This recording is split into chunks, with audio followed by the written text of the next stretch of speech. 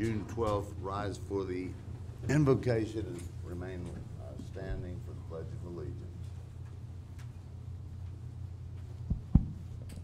God, our divine spirit, we ask you please to guide us this evening.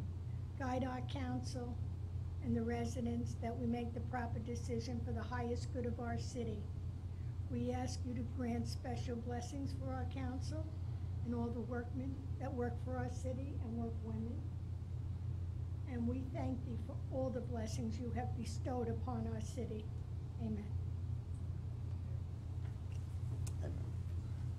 I pledge allegiance to the flag of the United States of America and to the republic for which it stands, one nation, under God, indivisible, with liberty and justice for all. Ms. Handbill, are you still doing Yes. those duties? Roll call, please.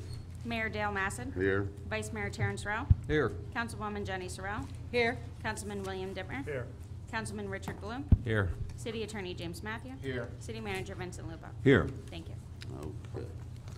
Do I have a motion to approve the minutes with discussion? Motion to approve the minutes? Second. Okay, I'm not gonna call the vote yet. What is, oh, I remember it, but Councilman Bloom had a question about that. Are you with us here on Pasco County Board of Commissioners? How many, oh, I have a question then. How many times did they come to Fort Ritchie for 17,000? Do we have an account? Doc, are we on the minutes?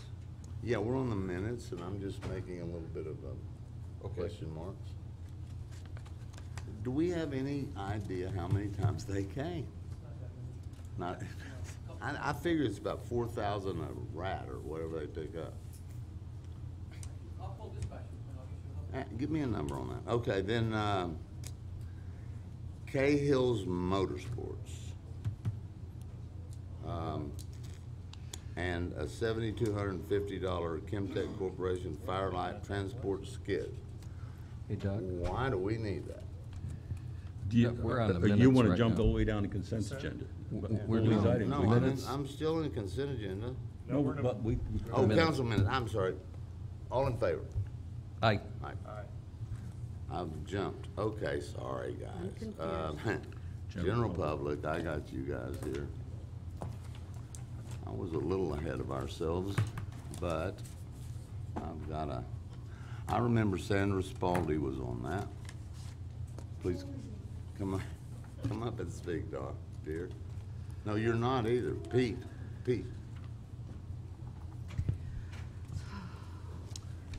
Terry, just keep me in. Pete Barnett, 8428 as Green much as you Street. do.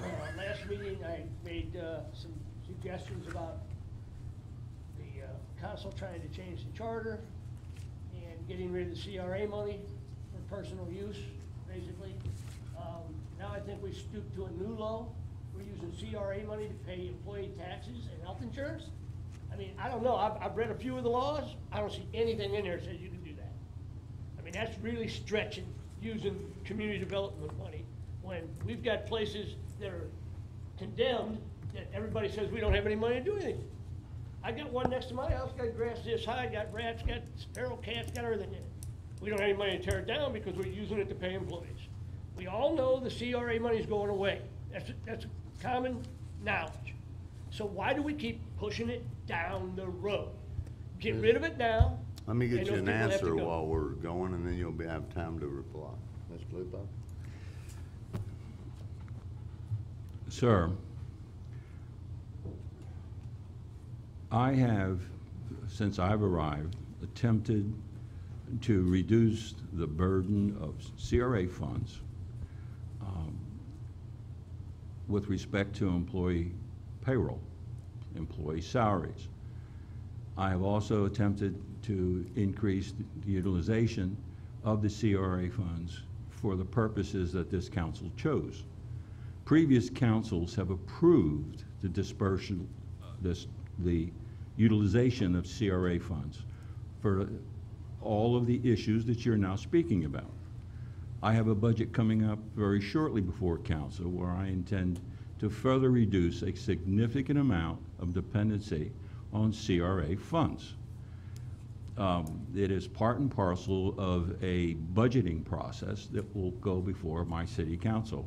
And council will make its decisions with respect to how it chooses to utilize those funds, along with what tax rate it will charge its citizens for the services being provided. Simply put, previous councils have approved utilization of all of CRA funds as CRA board. And we're working at least I'm attempting to guide my council into working into a different direction and a more different and accountable utilization of CRA funds. You want to say anything? I stopped you at a minute 8. You got a minute and 8 seconds left. I'm Ref, still put it saying on. the same thing. We need the council to instruct you, because you said you would do as the council wishes. They need to instruct you that they won't cut a budget that has CRA money for salaries. If we need CRA money to pay our employees, then we don't need that many employees. Well, perhaps you might need more taxes or higher taxes. I think that's a function of city council's function. And I'll be bringing budgets to council, and council at that time will have to make their decisions. Previous city managers, previous councils have gone through budgets, they've made allocations, and those allocations have all and are, to this day, all legal. That's all I can tell you. I can say this, we are, when I got elected the first time, we have started getting off of that, and the county definitely is in favor. Newport Richey is so far in debt to that CRA, it's laughable. But we're trying, Pete, and I agree with you, everything you said, but we have to, if you're running 98% of that CRA into salaries, then you can't dump it off in 1 year. We dumped the 13% last year. I assume we're gonna get that much or more? More, sir. More than that this year, but don't Significantly worry. more. All the minds agree with that.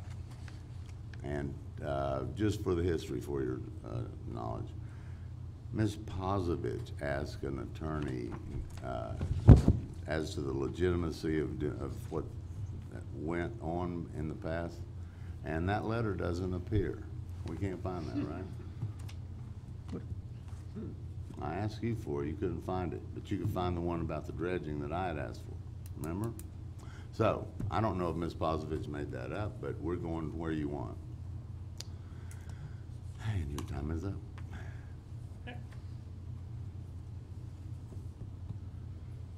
Brad Fawcett.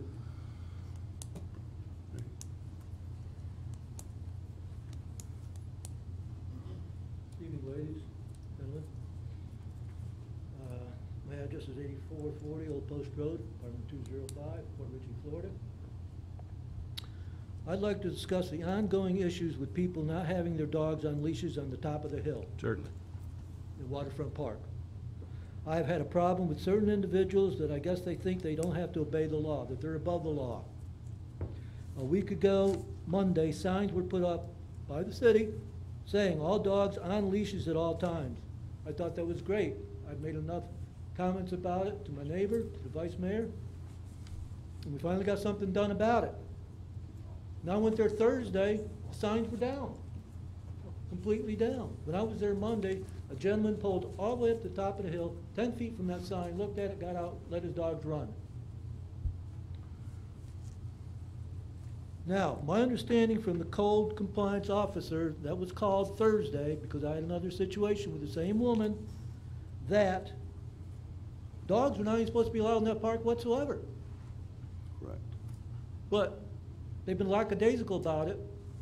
The gentleman told me that. We've been lax. We need to make it so that so people do realize that dogs have to be on leashes at all times in that park. Now, I've had 3 incidents with people up on the hill that have come at me and my dog both. A woman Thursday threatened to run me over She said I was too close to her in her car, I'm harassing her. All I said to her was, ma'am, I said, I just want to let you know, signs were up Monday, they were taken down. I talked to people that worked for the county. The gentleman told me, we were told by the city to take the signs down because you had too many complaints. People were complaining about the dogs, that they had to put their dogs on leashes? That doesn't make sense to me whatsoever. Also, code compliance was called and Port Richey Police. 4 officers showed up. 2 cars, 2 officers both. Want to know what happened. I explained to them. The woman also talked to them and said that it was more my issue, my fault, than it was hers. She's the one that threatened to run me over. I started walking back down the hill with my dog on a leash. I was nervous, I was upset. My hand slipped out of my little plastic handle. It clattered on that black pavement. The woman's dogs went after my dog. I had my dog on the ground. I have a 10-pound Shih Tzu. 3 times this has happened in this park. This is not right. People think they're above the law and they can get away with anything they want up there. I found needles up there. I found little baggies up there. I found empty prescription bottles up there. It needs to be, the law needs to be enforced because it is a city law, it is a state law, it is a county law that all dogs must be on leashes at all times. Your time's up, but I'm Can gonna I say answer, that. please? Yes, please, and Chief, if you get, the police take care of it when they get there? Hang on. Do the police? They had me write out a statement, and they had the 3 women that were there also write out a It's statement. not the issue. But when I left, in my opinion, they thought it was more my problem than it was the other people's problem. If I might. Now, Sir, Oh. if I might. sure, Vice Mayor Rowe came to me with this issue approximately last week or 10 days ago, maybe 2 weeks ago. It's been a month ongoing. Approximately a month, if you would. I'm talking about when Councilman Rowe came to me. I reviewed the laws, I checked with our attorney. This city, and I'm coming to my council for guidance, this city's law says there are no dogs in the park, including yours on a leash, sir. Correct, that's what code compliance said. No, sir, it's a police issue. The law, as it is written, as it states, is there are no dogs in our parks. We have a dog enjoyment center, which is not a park. It's specifically for dogs here. Correct.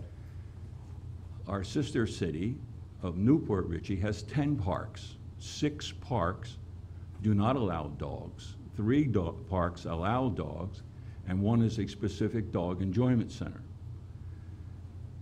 We initially put the signs up, dogs on a leash, before we understood what the law was, before we realized the law said no dogs. Correct, that's what code compliance said. We then took the signs down. I'm coming to my council to request guidance from my council as to whether council wants no dogs in our park, except for the dog enjoyment center designed for that, or whether they want dogs in our park. With respect to dogs on a leash, dogs in this city must be on a leash, period. Period. So that is my explanation to you of what has occurred and what will occur, providing I receive guidance from my council. If my council chooses to allow dogs in a park or all parks, then we'll have to change that ordinance. But as it stands right now, no dogs are allowed in the park. The bags for the dogs that are there now were done as a courtesy that an individual who's conscientious about his dog, when they were in that park, might utilize them rather than just leave it where it is. I bring my own bags. I am now specifically requesting guidance from my council as to what would they like. If they want to leave it as it is, our police will begin to enforce the law, no dogs in the park. This same issue was raised by Mr. Lee some time ago when we intended to place that dog enjoyment center in that park. We did not place it there, and rightfully so. We have a dog enjoyment center specifically for dogs. You certainly are welcome to take your dogs there. In the meantime, I am purposefully asking my council for guidance, whether they want dogs in a park, which parks, or all the parks, or whether they want to leave it the way it is. However my council decides, we will enforce the law. Okay, Jocelyn, would you agenda that for the next council meeting? And we will address it. I appreciate it. Thank you, Mark. Could I speak about one other issue? I'm sorry? Could I speak about one other issue? No, you way over your time, buddy. Sorry. Okay, I'll have to do it next time. All right, well, I appreciate you listening for me. Okay, Matthew.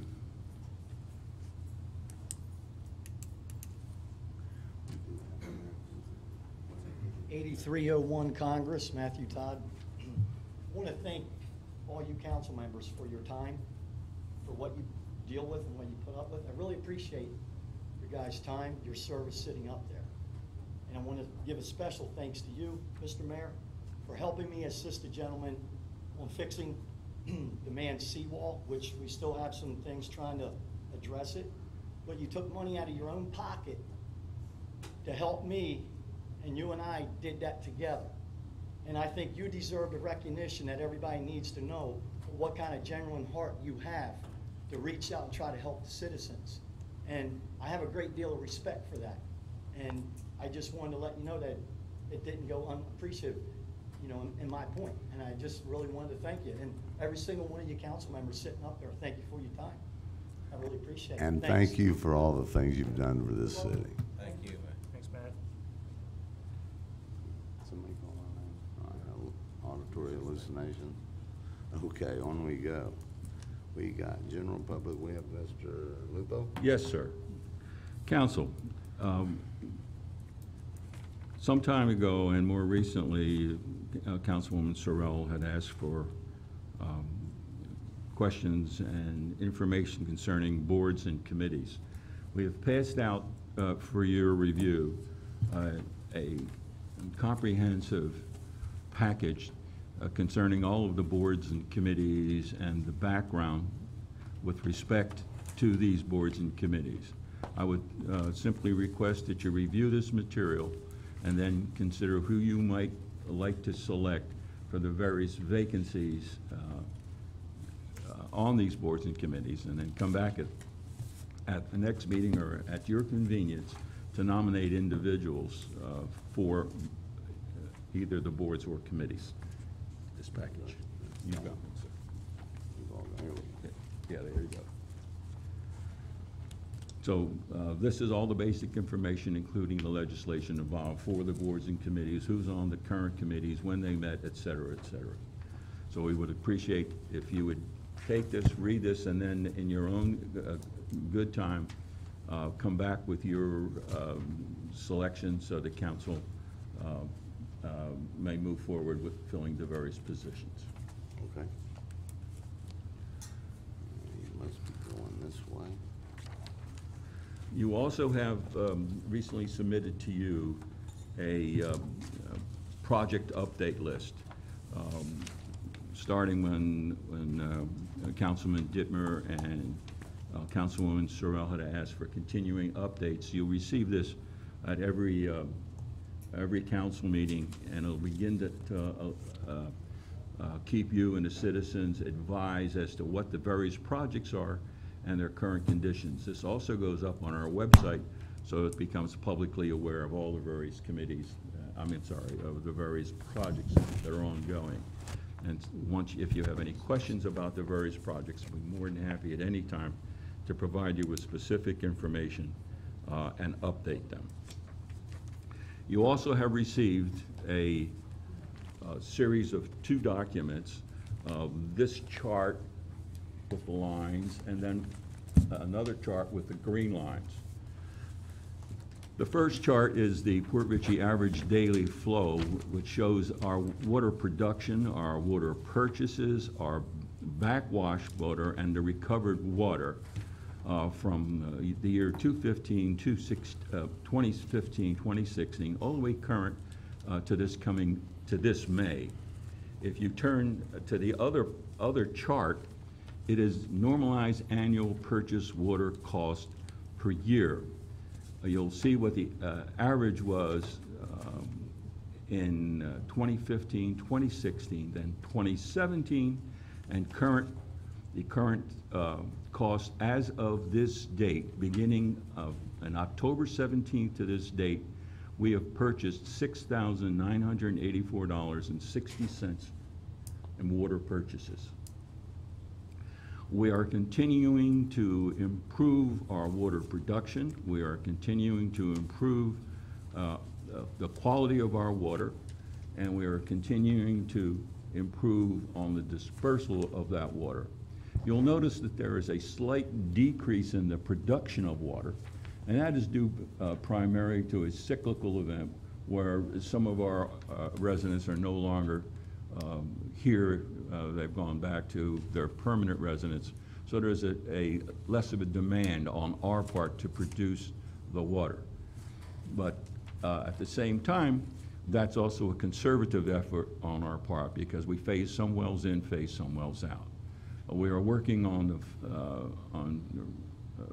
repairing the final of our series of wells, which should add mightily to our ability to produce and provide quality water to our citizens. As council will recall, I came to council last year and requested that you consider not raising the water rates to our customers based on on my projections that we would in fact improve our water production and our water distribution and our water quality. You saw fit in agreeing with my projections, and you did not increase water costs to our citizens. I will probably be coming to you in this budget cycle with that same recommendation, slightly altered, and hopefully you'll realize the potential of where we stand and with our new production and make adjustments accordingly that may benefit our citizens. I want to say this to everybody out there. Mr. Lupo, you've done a wonderful job with the water department. Yep. Thank you, sir. We have a 4th of July, actually 7th of July festival coming up. Council agreed to have that festival on the 7th of July. We are on target, on schedule with the production of that event since the city is taking over it entirely. And so far we have 2 vendor applications, and I'm publicly speaking to the fact that if there's any vendors out there who wish to participate in this event, if they would contact Assistant City Manager Jocelyn Martinez, we'd be more than happy to take their application. But the 4th of July, 7th of July event is on schedule.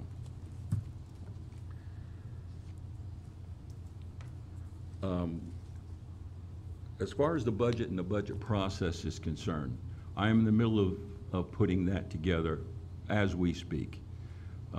My goal, and I believe the goal of this council, is to continue to provide cost-effective, quality services to our residents at the most efficient and cost-effective way possible.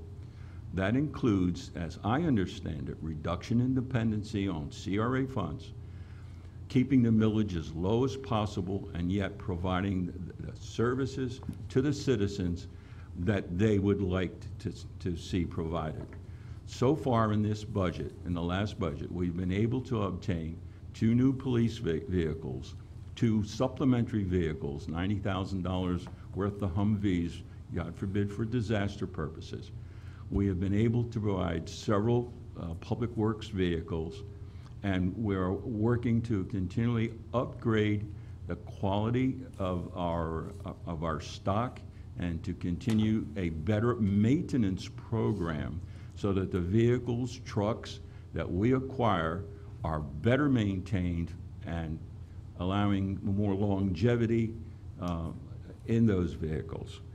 Also, for your information, we will be having our auditors present to council on the June 26th meeting our audit of exactly how we spend our money, the process involved in spending that money, the fact of its legality, any audit exceptions, and so far the city has not had any audit exceptions, and I sincerely hope we will not have any. But the auditors will be coming to you, present to you with those facts and figures so that you and the public understand exactly how we have spent the money and our husbanding of those funds. And that, sir, is my report. All right, let's bring it to council. Anybody got, well, I always have some. Ms. Sorrell.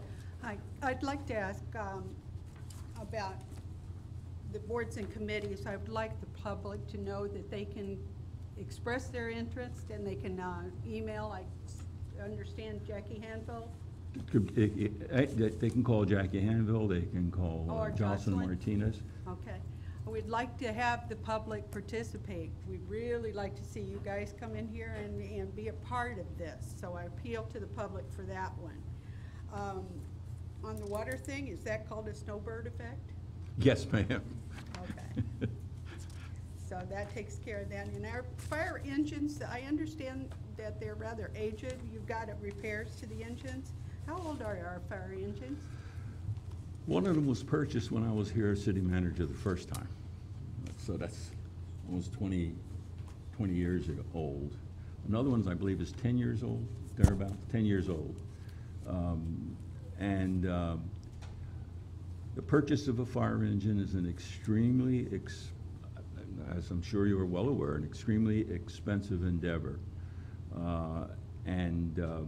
It is something that we will be trying to set aside funds for to begin that process, and it will be part of the discussion that we'll shortly be having during the budget process with my fire chief, and I'll be coming to council with the discussion on those very same issues. But at a minimum, I would like to be able to set a reserve aside specifically for future purchases, which has not been done previously. I'd also like to set that same reserve aside separately, obviously, for our utilities department with respect to water and the public works department, fire department. It's about time that we begin to address future issues today so that when they come in the future, we're prepared for them. Do we know what kind of lifespan a fire engine has? I know that they last a long time if they're well maintained, but do we have an average life? I mean, how close? It's pretty difficult to give you an average life on a fire engine because of the manner in which it's used. And the kinds of maintenance that it receives. I have to say that our fire department traditionally has maintained their vehicles in a top-notch manner, constantly cleaning, preening, because firemen are instinctively jealous about their fire engines. But I can get you the actual statistics. I'm not, Jerry, are you aware of them? NFPA recommendation is 10 years. And then it's up, either that should become the second due engine, and then replace it every 10 years. So we have been doing fairly well with an engine from 20 years, that's 20 years, and one now that's 10 years. And I think we still have 3 more payments left on the last engine that we purchased. On the 10-year-old one? On the 10-year-old one, yes, ma'am. So one is paid for and one of them has been? Yes, ma'am. The first one is paid for, and the second one is 3 more payments. Thank you very much. Certainly, sir. Is there a possible lease program on those like there is for the police We'll vehicles? yes, sir. We'll be examining the lease programs on that and all other future vehicles and other issues with respect to our budgeting process. It's part and parcel of our process that we're coming through now, sir. All right. And then the second thing I had is you and I discussed this week about CRA funds and Yes, sir. a breakdown of where those funds and what we're spending on employees. Yes. The other item was, we were gonna try to put together a possible impact of what the new homestead exemption is gonna cost the city in revenue. Yes, sir. I had spoken to that issue several meetings ago. And in fact, I did it in front of Hillsborough County and Newport Richey during that gathering. We still don't have the numbers given to us by the county or the state with respect to that issue, but we are beginning to put together some rough numbers, and it's part and parcel of the budgeting process. Well, will we have something at budget time? As soon as we're aware of it, you will have it, sir. Even if we have to estimate it, because. We're working on several different estimates. Yeah, okay. So that you can prepare the budget. I had a chart here that I wanted okay. This was part and parcel of the presentation that we made at last budget cycle, and part of that towards the end, and I'll redo it, have it redone, of course, is the strictly CRA with respect to employee salaries, the whole employee issue and dependency upon CRA, which I have been trying to reduce significantly. You'll get another chart just like this, along with a detailed breakdown. Along with that, the entire budget process that will be brought to you this year will be will take significantly more involvement on your part. Staff will put together a proposed budget in detail, and you will have ample time to discuss every single line item in that budget, so that you and the general public can be assured that this council and this administration is doing exactly what you, the elected officials of this community, desire to have accomplished. The city staff works for you and the citizens, and we do as you direct us to.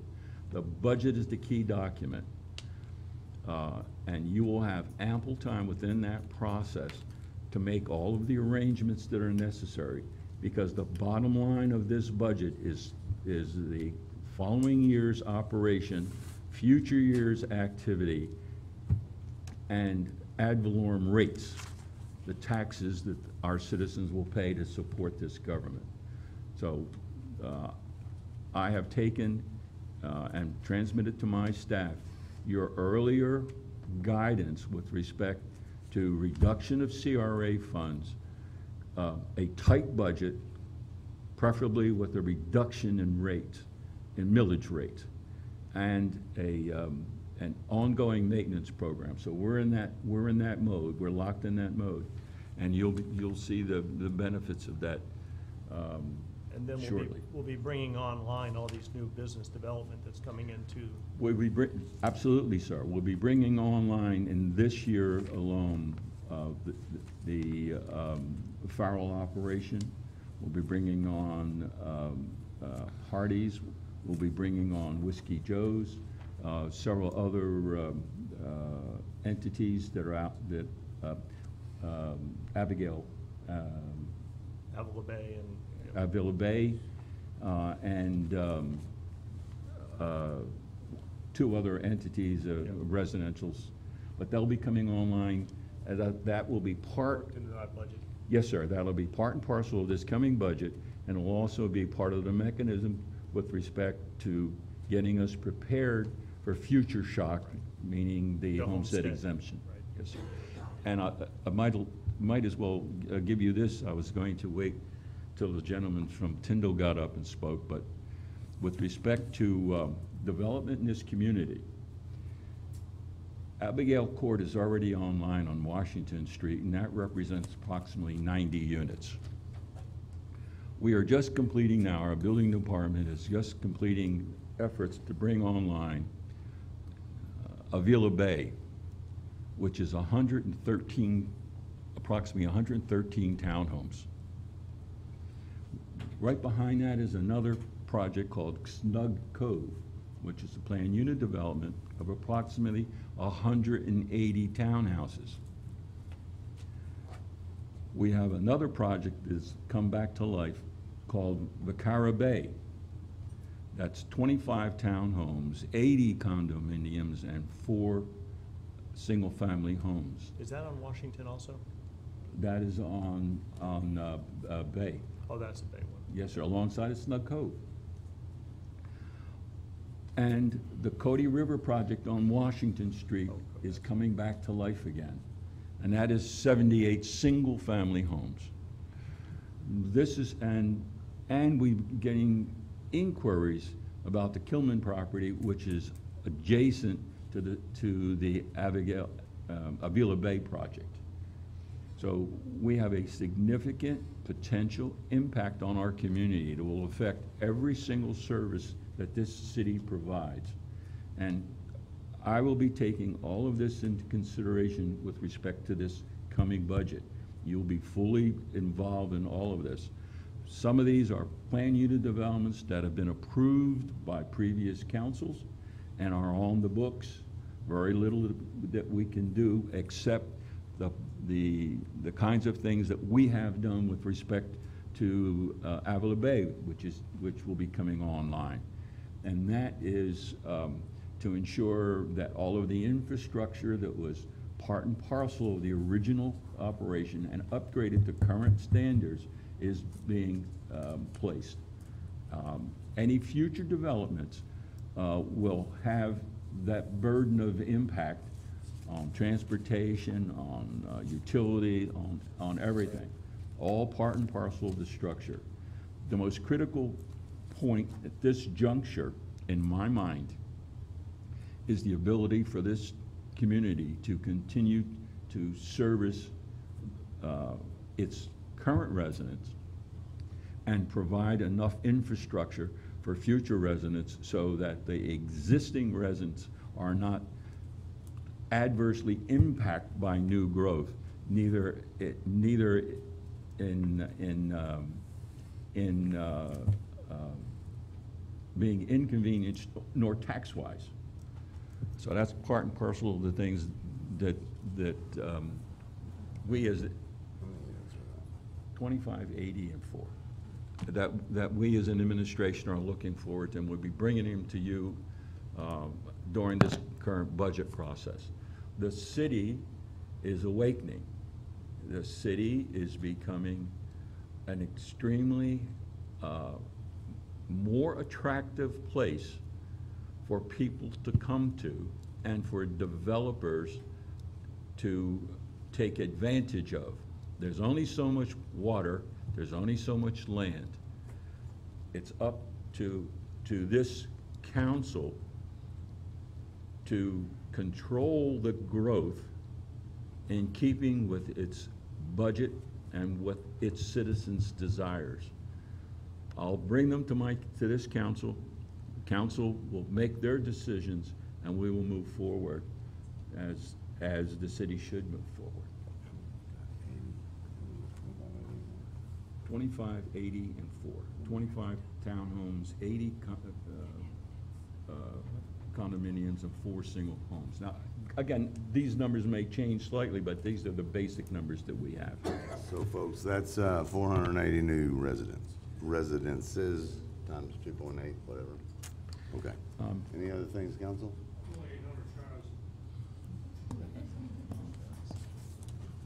Any questions? None on that. Yes, sir.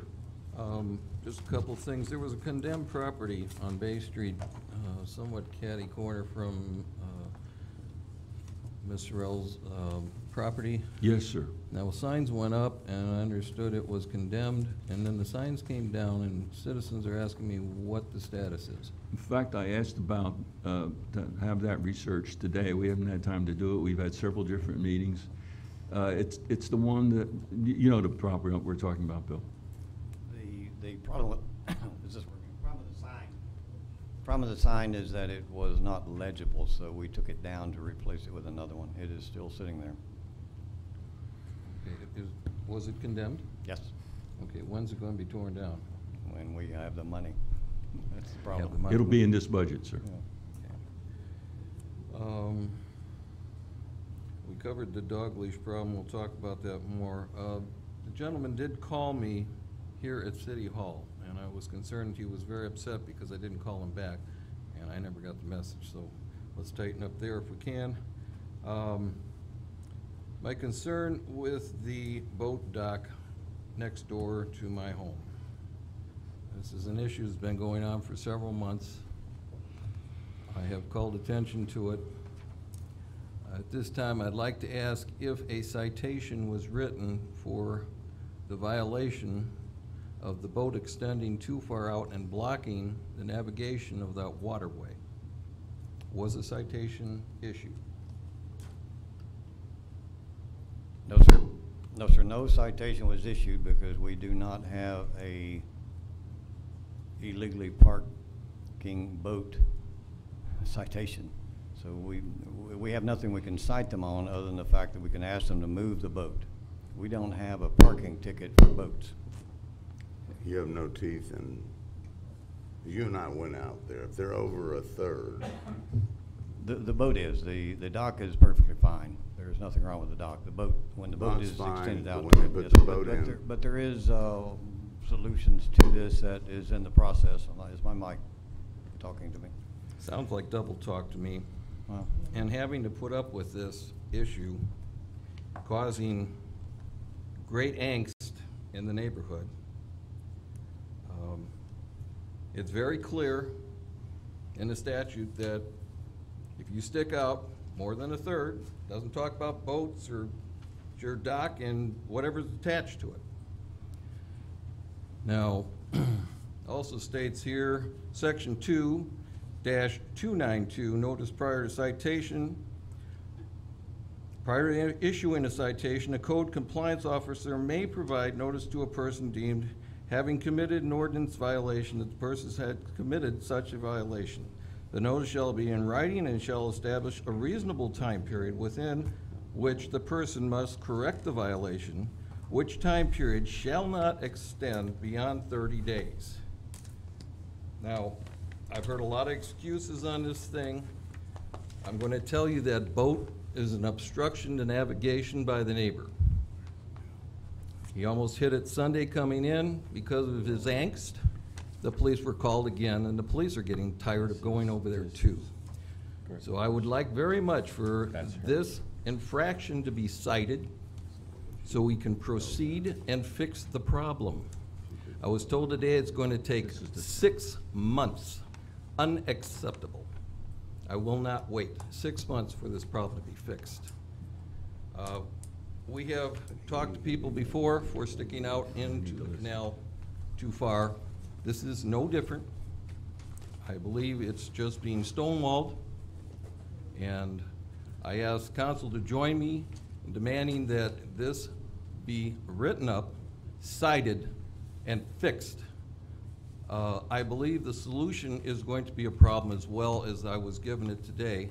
And the movement of that dock is going to create another problem. So there's a lot of work here to be done, and we can't do it if we fail to address the issue. Terry, as it sits, I can't tell what, I remember Bill and I went out there. Her dock was here, and which was about a third. And if she put a boat in, she went over the line. Is that correct? The boat they have there extends out too far. Now, Now, it's there now. it's there, and Okay. has been there. What difference does it matter where the dock is, except for the fact that she's got to put the thing maybe from the canal line at a right angle behind her or on the side of her dock? Would that give Bill room to? It would give Bill room. I wonder as to the other parts of the statute that in the construction of that, it has to be 5 feet from my line, and I don't think that's going to cut it. I think it's going to be too close to my line. So the simple solution here is to have them shorten the ramp to the dock, which would pull the whole edifice in and solve the problem. That's as simple as it gets. But for some reason, because this person happens to have a person in their family that's a lawyer, they are playing tactics and trying to scare the other neighbors when we're not scared. And the city council had better stand behind me. I believe this is what we should do. I think it will be remiss of us if we don't. And I've about had enough of this dock issue, and I know the police have too. I want it resolved. I want her cited for the violation. We have cited other people in the past. Don't tell me we don't have a citation on the boat. The boat is attached to the dock. It becomes one piece. It's extending out. It is very clear it's an obstruction to navigation in that channel, and I would like it cited. Mr. Mayor, Please. can I comment? Yeah. Section 10-333 of the city code. Non-commercial docks and piers on canals. It plainly states in this section, no person may build, modify, or maintain a dock, pier, or boat shelter, or moor a watercraft in such a manner as to prohibit or restrict navigation. That's what's being done. Right. It's a violation of the code. And section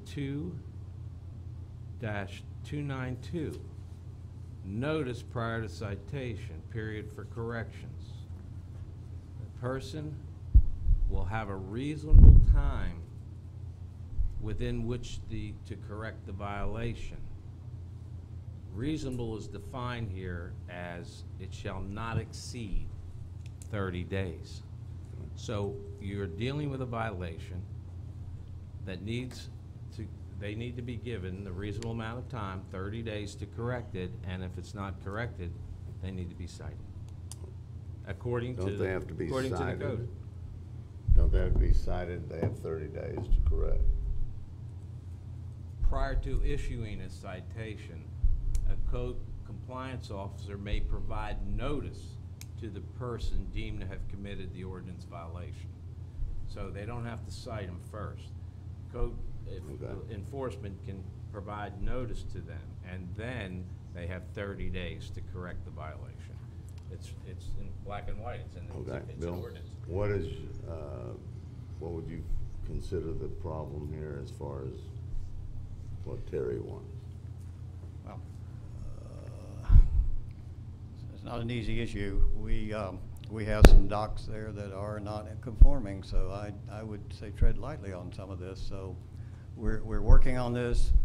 The lady who owns the dock, and I'm not defending this person, the lady who owns the dock has come in and got the permit. The permit is valid for 6 months. That's what the 6 months is for. She has a permit. We can't tell her when to build this dock. So, I mean, we can ask her, and I'm assuming we will. We certainly will go back and do is ask her to move the dock, the boat. But that is the only issue. The boat. That's correct. Okay, now, what is the reason, Terry, that she needs to move the dock? It's with the boat attached to it, it extends beyond the third that she's allowed to take up the Forget the canal. boat. You said move the dock, not. The whole dock can be moved in, because the only thing holding it out there, outside of a couple of wires, is a walkway. If you shorten the walkway, it pulls in the dock, and I'm pretty sure that will fix the problem. It will be steeper to go down that ramp at low tide, but nobody's probably going to want to go down that ramp at low tide anyway. Terry, how far do you think that ramp has to be moved, in your opinion? We'd have to do the measurements to find out, and that all depends on the size of the boat that's attached to it. Right now, they have a sizable pontoon boat attached to that, which has a great width. So that is something they'd have to measure.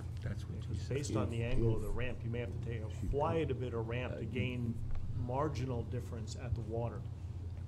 It's So possible. you'll have a ramp like this. Whatever it is, they have to conform to. Yeah, no, I agree.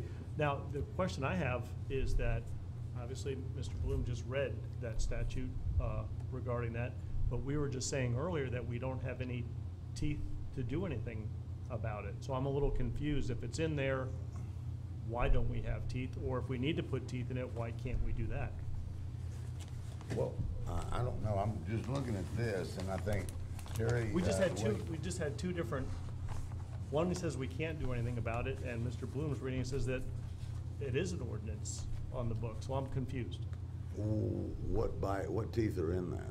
I don't know. It says you can write a citation. So we cite them. What's the penalty with the citation is the question. Well, Yeah. don't we use codes from the county on things like that? Don't we match the county code? Didn't we go There through is this a once before? penalty phase to I this. think I can answer that. Well, Jim can answer it, No, but we I. did. We went through this with There- Jim. There's an answer to this. Yeah.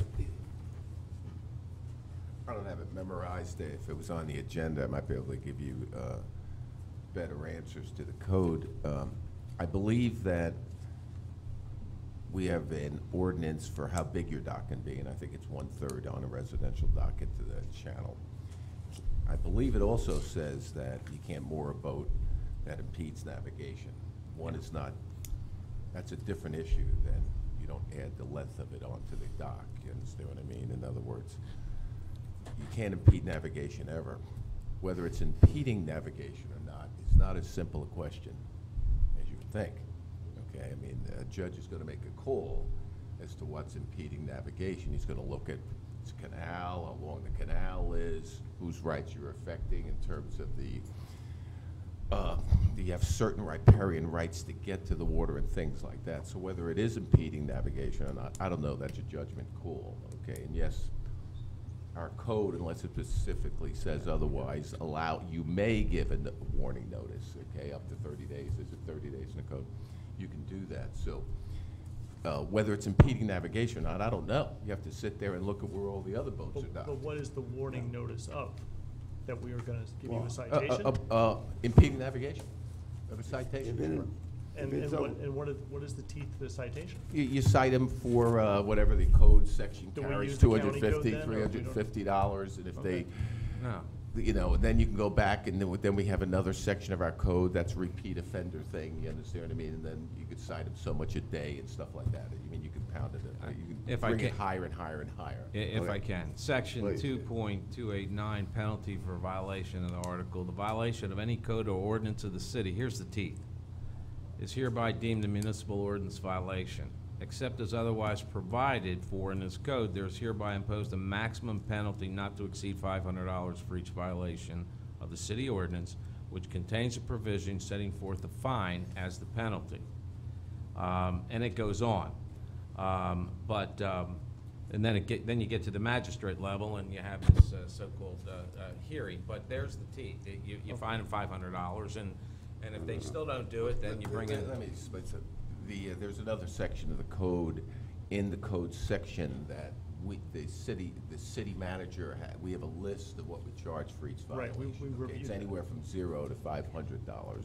It's not a choice each time, we actually have a Yeah, list. we took part of the counties on Yeah, that. we did it in so the we agenda, actually have a right. list, so, but you can do that. But that's all correct, but the only issue is whether it's an impeding navigation, okay? And I don't know whether it isn't, I haven't looked out there, that's a judge's But call, I don't think it is, because what Mr. Bloom just read, it said the boat or anything attached to the dock, which Is would be the part of- boat. Right. It said the wording, Including the language watercraft. is very clear. It says, or more a watercraft That's correct, or more in watercraft. such a manner as to prohibit or restrict navigation. That's correct, so if you You guys- moor a there. watercraft, if you The moor. That's the difference. The Yeah. definition of mooring is not Yeah. tied to a dock. It's usually off a dock. Well, I read that before, but I think they'll consider mooring the boat is, being there, but it's, if you didn't have a dock behind your house and you stuck it in the middle of the canal, it'd be Right. the same violation. Right. Okay, so it really has nothing to do with the dock, okay? It's you're mooring a boat, you're tying it to the end of your dock, it's impeding navigation. Whether it is or not, I think you're all making the presumption it is. Oh, it is. Mr. It is. Are you of that presumption, Mr. Muse, that this is Could you ask in that light question? of this scenario that's there? Could you ask that question again? Is it in violation? Is it impeding navigation, the boat? No. Now, I'd Well, have that to, changes the world, right? okay, now I'd have to disagree with that, because Boy, can you bring me that radiation phone? Bill, you and I went out there and we looked at it and she's out about. Okay.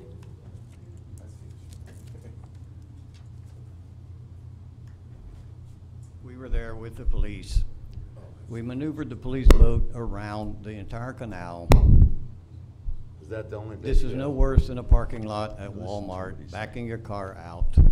I'm sorry? This is no worse than parking at a parking lot at Walmart, backing your car out. This is not the urgency that we're talking about here. There are other issues there too that I'm not sure we should go into. Well, we need to fix whatever issues are there, and if I remember, she is just shy of the midline with her dock. Beg your pardon, she's shy of the, Just shy of the midline of the canal with her dock. well, whatever that dimension is, it's incorrect. You should not have it out there. You're right. Her boat should not be out at that point. Right, so if I she don't know puts what's wrong that with my boat on, she's over her That's half. correct, but or what her occurred third. is her permit, I'm sorry for my mic.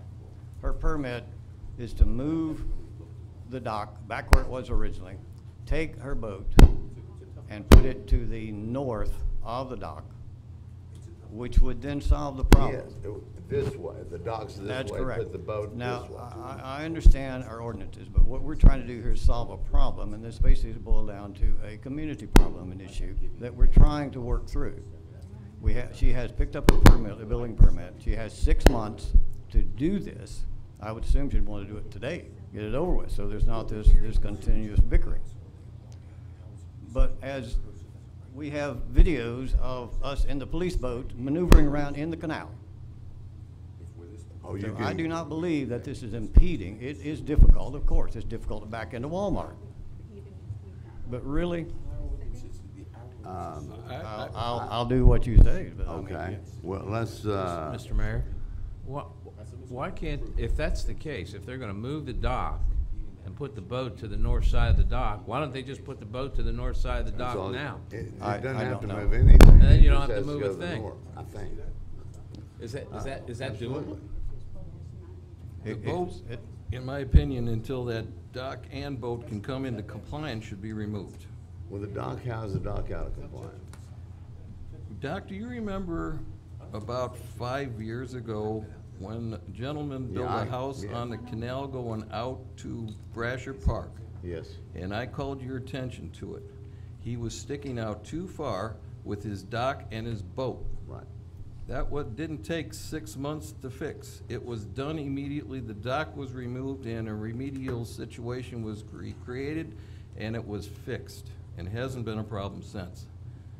So at this point, all that she would really have to do is move her boat from the center of the canal around to the side of her. If they could get existing- it in there, but, If they can get it in, that's their problem. and that has to be 5 foot from my property line as well to meet the That's building correct. code. All docks have to be 5 feet from the property line. All docks.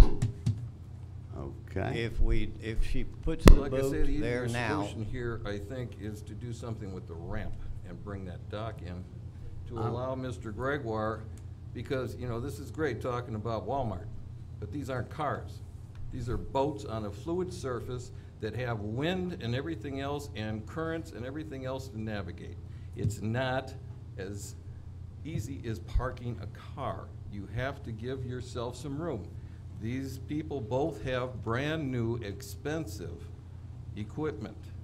They don't want to be bumping into each other, and because this is a tight situation, it needs to be It's fixed, a mended, problem. whatever it takes to get it done, but it won't get done as long as we keep giving Bill. people too long, because I tell you, the tempers are short, the police will tell you that.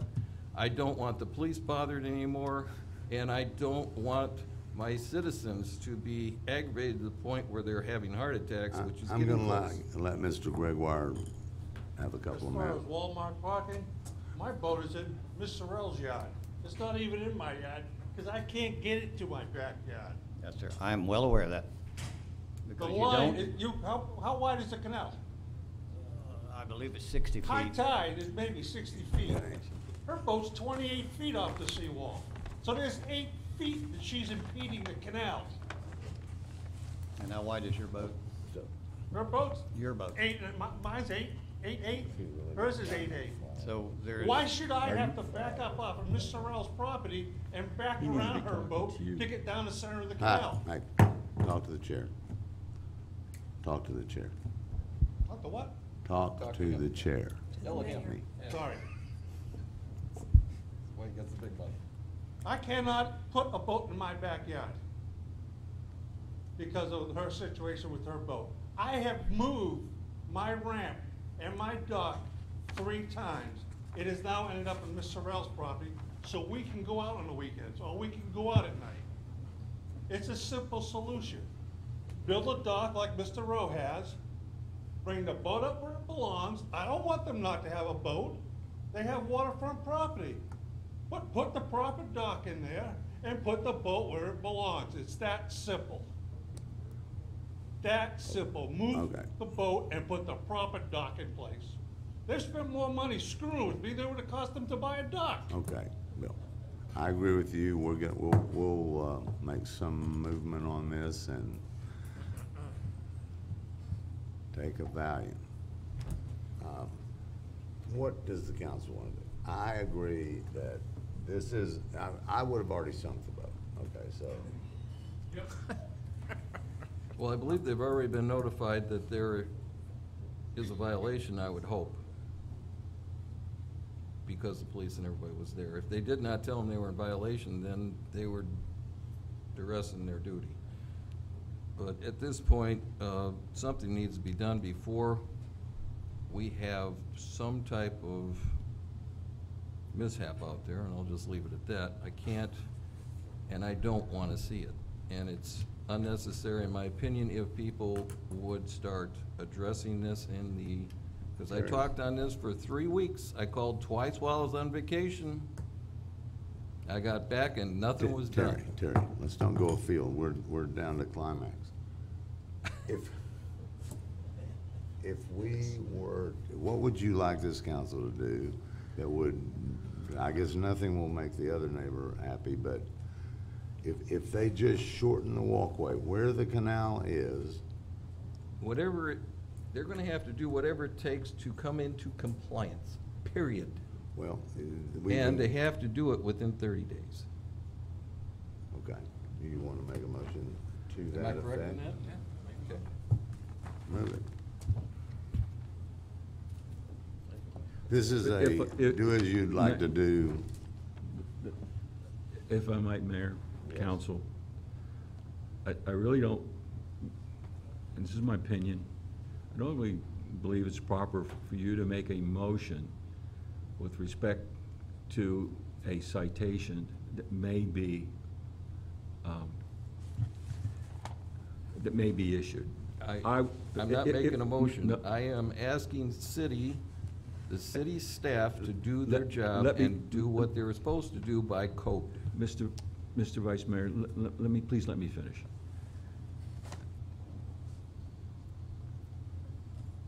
I will have my code enforcement individuals go out and make a determination as to whether or not that boat, as it's docked moored, is an obstruction to navigation. If my police officer and my building department tell me that is, I will immediately issue a notice. And following the law as outlined by Councilman Bloom and in our regs, order that boat be brought into compliance by being removed as an obstruction to navigation. And with respect to that occurring, we then sit with the property owner to re-examine their possibilities with respect to their permit.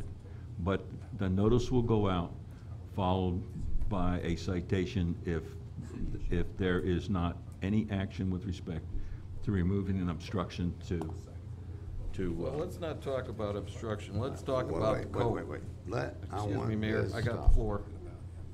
Well, you don't. Let's till I talk about the take- code. The code says it can't stick out more than a third. I don't want to hear about obstruction, because that, according to our attorney, can be run up and down the flagpole and all over the place. So let's just skip that word, and let's get into the code.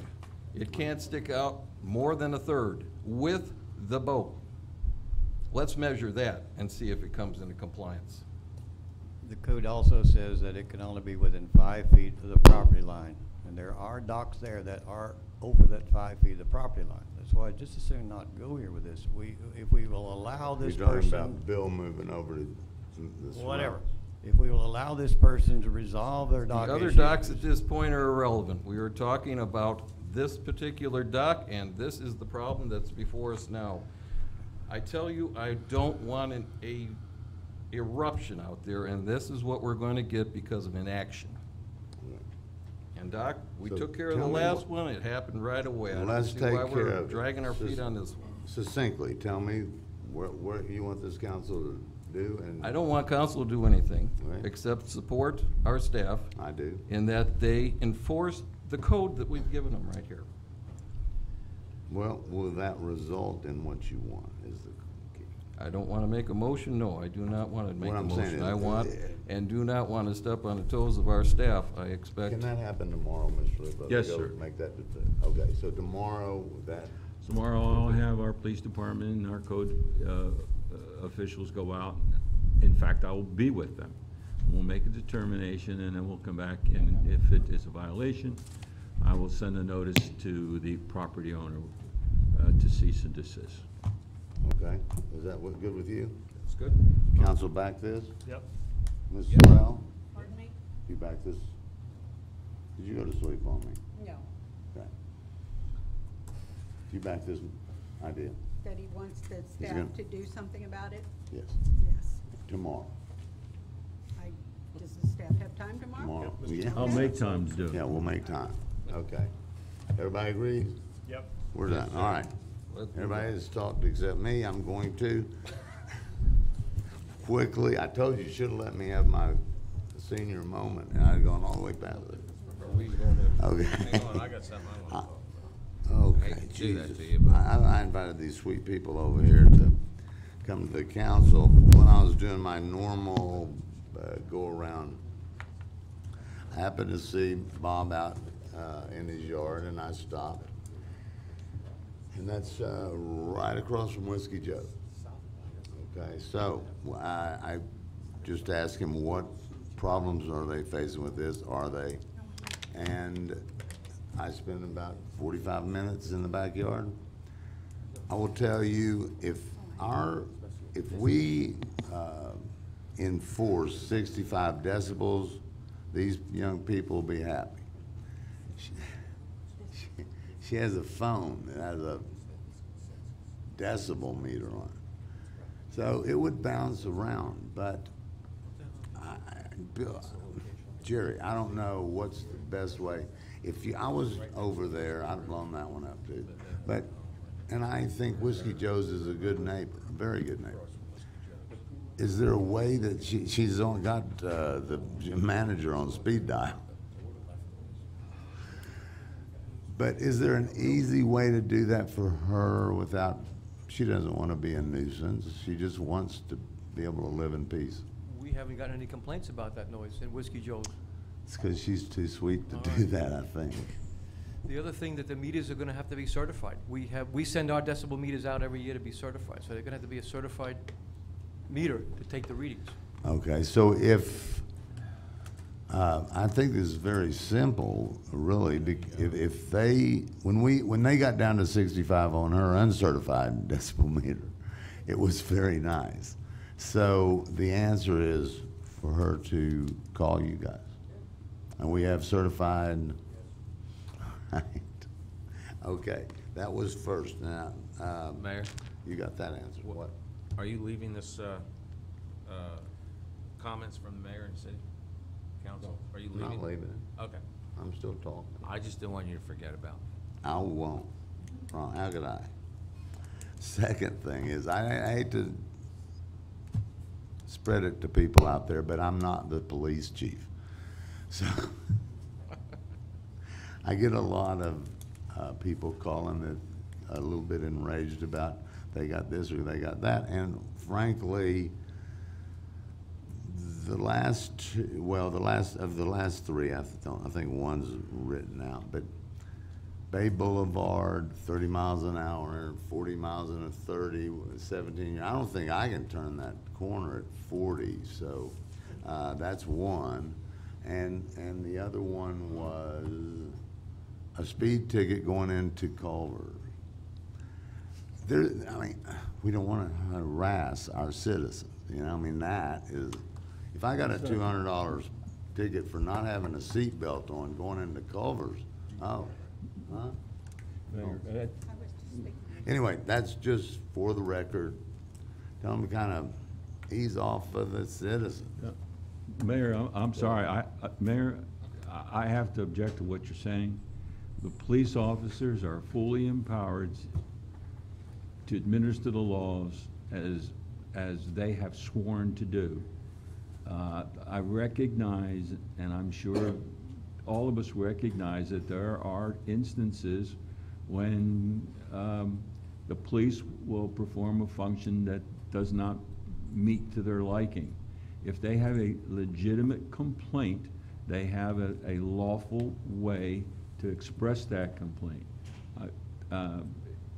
It certainly is, it is a part and parcel of your role as an elected city official to listen to those complaints and to put voice to those complaints. But I will tell you that that we have spoken many times in public about speeding issues and about other policing issues. We have issued verbal warnings to individuals violating those laws. When that no longer was effective, we began issuing warning citations, warnings, not citations. After that failed, our police officers began to issue tickets, as they should do. If an individual comes to you or any council person with a complaint about any activity of any city employee, including police, please forward that complaint directly to me or the department head, and we will do what we can do. Yeah, that's what I've always done. I just wanted to let them know. One of them hung up on me because I couldn't get rid of the ticket. Well, I get to go to jail, don't I?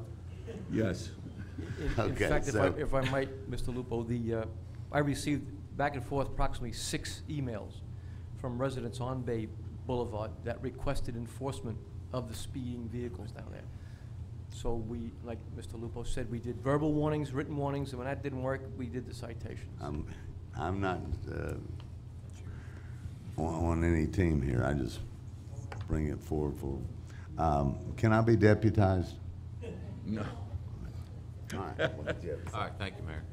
So I received an email from a resident on 7605 Rosewood Drive in our city. And it has to do with code enforcement, and nobody's here tonight? Okay. So apparently what they said was that they have called the code enforcement a dozen times about the garbage and a green recliner that's been out on the front yard. I was just, I guess she's frustrated about it, and I don't know. So I wanted to check with, this is garbage, but she sent me a picture, but it sounded like nothing was being done. So.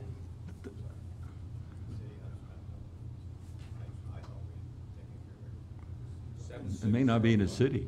Is that in the city? I don't believe it's in a city. Oh, Rosewood Drive? I've never heard of it. Not. Well, I don't know, so. Rosewood Drive. I don't have an idea. I just assumed it was. I think it's probably Newport Richie. Newport Richie, sir. Could be unincorporated. Or part of the unincorporated area, has nothing to do with the city. So, the code enforcement people, I guess, or you're saying that she Can you called find a out number if of it's not a times city? was not our code enforcement. You got Not your- ours, not us. We have no Okay. jurisdiction. Well, then I'll email her back and You tell her have some? that that's the finding, that you're not in the city, we can't do anything. I can assure you, Councilman, we would never allow that to happen. So Okay. it's, No, Right. we've had similar complaints, and we've sent our code enforcement people out there, Alpha Mallet. We would never allow that to exist. And, okay, that's great. And I just have one last thing, Mayor. Right? I am, I'm going to request some documents that have to do with dredging. For the sake of expediency, I can give this list to Jocelyn Certainly. and just forgo reading it into the record. You don't need to. Okay, then we'll do that. I'll do that at the end. Thank you. All So we right. can move on. With that? That's in Pasco? That's your answer? That's Pasco County. It's not us. No, sir. Tell them to talk to Jack. I will. Thank you. Okay, no more comments, we're going forward, where I would have been a long time ago if Terry hadn't figured out I was wrong. Okay. We have Full responsibility. consent agenda. Would I have a motion to discuss or however you want? I will make a motion to, There are two, if I may, Vice Mayor, help you, I believe there are two items that. Yeah, procedurally, could I help a little bit, Councilman Rowe? If there's something on the consent agenda, as a matter of protocol, what you do is ask to pull a couple off. In other words, if you want to talk about one, so in other words, that's what, if you watch the county commission meetings, like in other words, look, I like to pull F and G off the consent agenda. And then somebody will look for then 3 or 4 are pulled off, or whatever's left, somebody makes a motion for the ones that are left, and then you discuss them separately. Is that what you want to do, sir? Yes. I do. Okay, so I'd which like ones to you want? pull F and G off of All the right, yeah, you consent just agenda. tell them, I want to pull F and G, and they come off. You don't need a motion. Do I have a They second? come. You didn't need a second on that. He's Oh. pulling it off, because you know, So we can talk We're about it. gonna, okay. he's just pulling it We're off the gonna pull them, consent talk agenda. about it, and then, No, you're gonna pull it off the consent agenda, and then seek it. There's 6 left, say I want a motion for the consent agenda, I'm list saying. those items. okay, then motion you for go the back to the vote. consent? Yeah, I want to pull one Motion off. for the You wanna pull consent, one off, is there one you wanna? Yeah, I pull? want to pull one off. Yeah, go ahead. Okay. B. B. Okay, there you go. That's how you Okay. do it. Let's have a motion to approve the others. Right. That would be A, C, D, E. Motion to approve. Okay, second. Second. All in favor? Aye. Okay, start with B. Yes. Did you catch how many times Pasco came out? Is there a fast way to get that? It might be once a month, if that, it's not I 50, mean, is 60. there a little place you can ask Siri or whatever? We don't always pull it, if there's an animal issue, we don't always pull a case for it. Okay. We'll just call out the animal control and sit there and wait for them to show up, and then they take it from us, so. Okay. It can't be so- more than once or twice a month.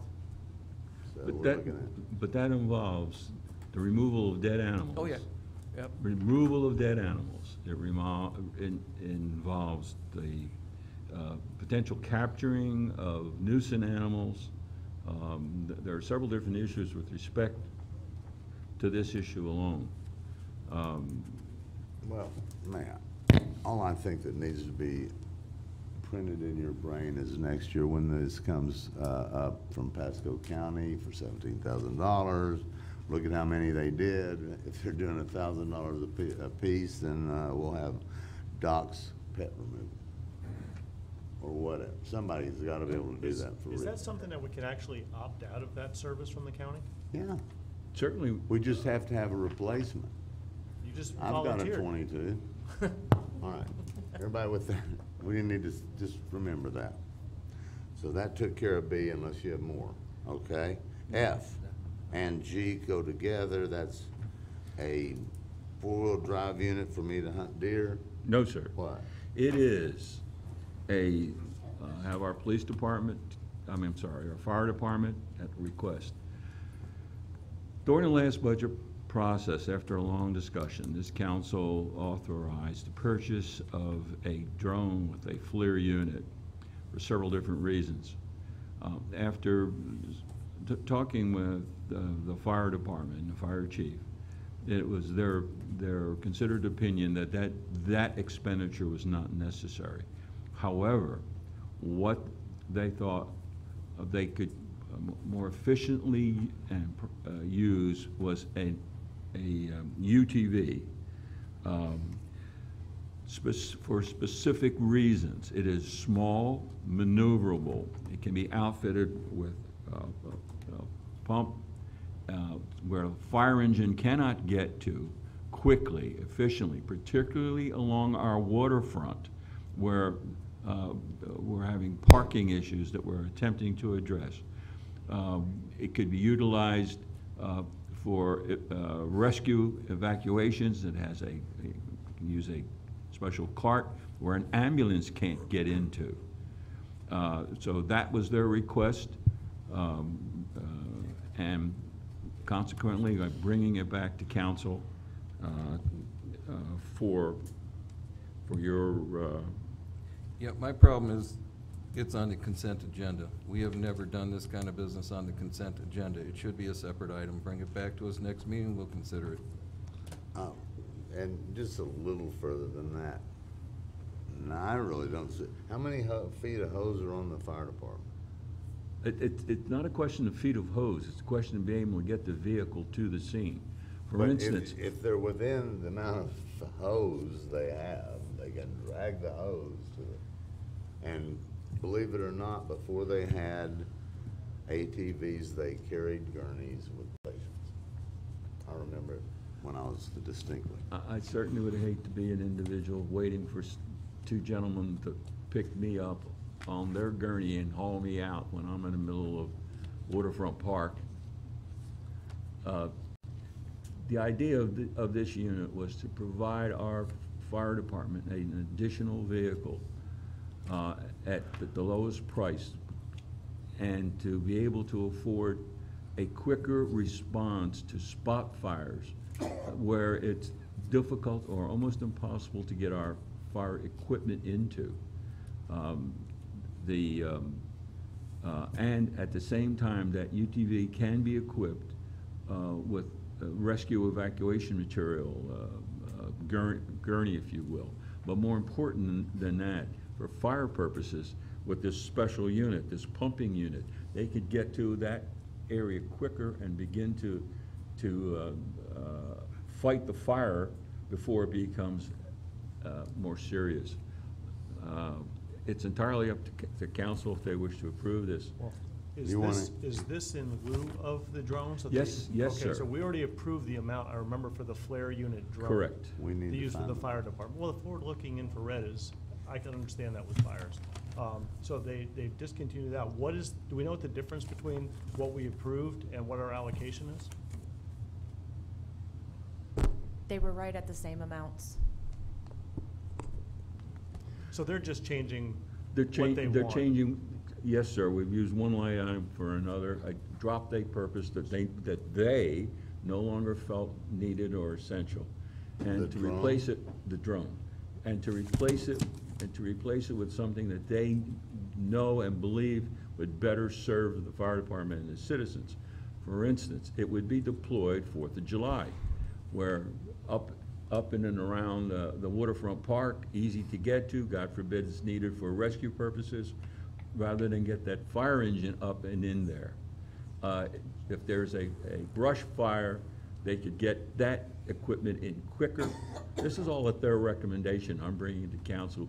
It's a juxtaposition of the line items, no real impact on the budget with that respect. So that's why I brought it to council. Okay. Would the council like to just see some justification where you might take that you can't get with it and have them bring it next time? Is that a, Yeah, my problem is just, it does not belong in the consent agenda. okay, Bring it back on its own agenda item. all right. No problem. Okay, we don't have to make a motion on that. Jesus, okay, I need a vote on the rest of the consent agenda. All in Yeah. favor? We already had that. You You did that? Okay, we're good. We go then to, I'm trying to get out of here tonight. Yeah. Go ahead, Gary, what do you want? We need the traffic analysis where I think we are. Yep. Jim, Okay. Jim or Vince? What, traffic analysis? Yeah, Uh-huh. city staff,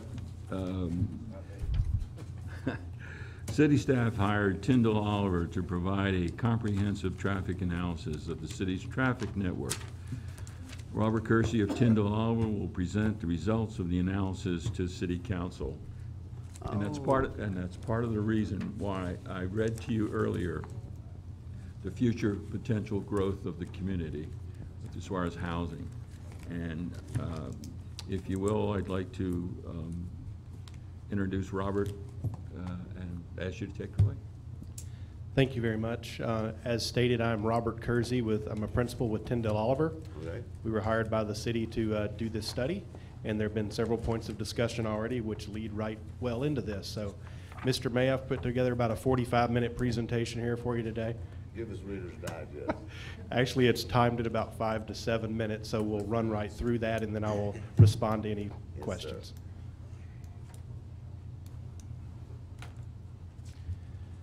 Our study area was everything to the west, the Gulf side of US 19, everything from the river north. Specifically, what we were asked to address was the impact of the proposed residential developments, which City Manager Lupo mentioned earlier. We were also asked to look at the traffic circulation in the commercial area just south, the commercial area near the river. And then we were also asked to come up with a recommendation of needed transportation improvements associated with those developments and our findings. So this was a transportation-only study. Our project scope included data collection and analysis. We did traffic counts. We took a look at inventory of roadways that were out there. We did a traffic impact analysis, whereby we took a look at the proposed number of units of all the residential developments. We determined the trip generation rates and determined the impact on the roadway system. We took a look at parking estimates because we know that parking can now and in the future possibly be part of some issues that may take place in the commercial district. And then at the end, we took a look at the needs in the area. Here's existing land use. As you can see, the northern part of our study area, I ended up breaking the study area into a northern and southern part because the northern area was primarily residential and dealt with the 3 residential developments. And then the southern portion of the study area was the commercial district. In the northern portion, the main characteristics are that obviously residential properties, primarily all of them feed into either Bay Boulevard or Old Post Road. The primary issue there for most of the residents leaving their homes is trying to get to US 19. And our overall emphasis in that area was just the impact of those new residential developments. Put together some photos here that actually show some of the characteristics of the area. Here you see Old Post Road as you're approaching Bay Boulevard. You see the 2-lane roadway. You see our tubes down there where we were doing our counts. And you also see the multi-use path there on one side of the roadway that the residents can use for active transportation. Another photo of the same area. Here's where you're on Ritchie Drive, as some of the folks who come out of that area are actually, we mentioned Culver's already, which is on your right, Walmart on your left, but as you approach US 19, and this just shows some of the queuing vehicles. There are 3 planned residential developments that we were asked to look at. They are Vacara Bay, Avila Bay, and Snug Cove. As the city manager mentioned, combined it's about 330 units. Trip generation rates show that it's about 6 trips per day per household, so it's about 2,000 additional trips that will be generated onto the roadway network. You can't read these at this scale, but this basically shows the schematics of where we had the 2-way traffic. I will note that on Bay, between Old Post and US 19, existing traffic was approximately, it's just under 4,000 trips per day, combined per direction. What street, can you point at what street are you? Bay Boulevard is where most of the residential traffic will matriculate to US 19. Okay. On the east side of Old Post Road, There are 1,900 vehicles per direction, so about 3,800 total vehicles per day on that segment of roadway. Is that based on what exists now, or is your anticipated future? That is what exists today. Okay. That is our baseline. We then took what the schematic on the right shows is we did turning movement counts because we're very concerned about how trips are distributed in the area. So as we take a look at new developments, we want to know which roadways will be impacted. By actually taking a look at turn movement counts, it tells us where those trips will be distributed. It's a graphic that shows, as I described earlier, the number of units and how that translates into total number of trips. As stated, among the 3 residential developments, it's about 2,000 trips a day. This is the future trips right here. What we did was we put those 2,000 trips on top of the 3,800 that I mentioned earlier for the Bay Boulevard segment.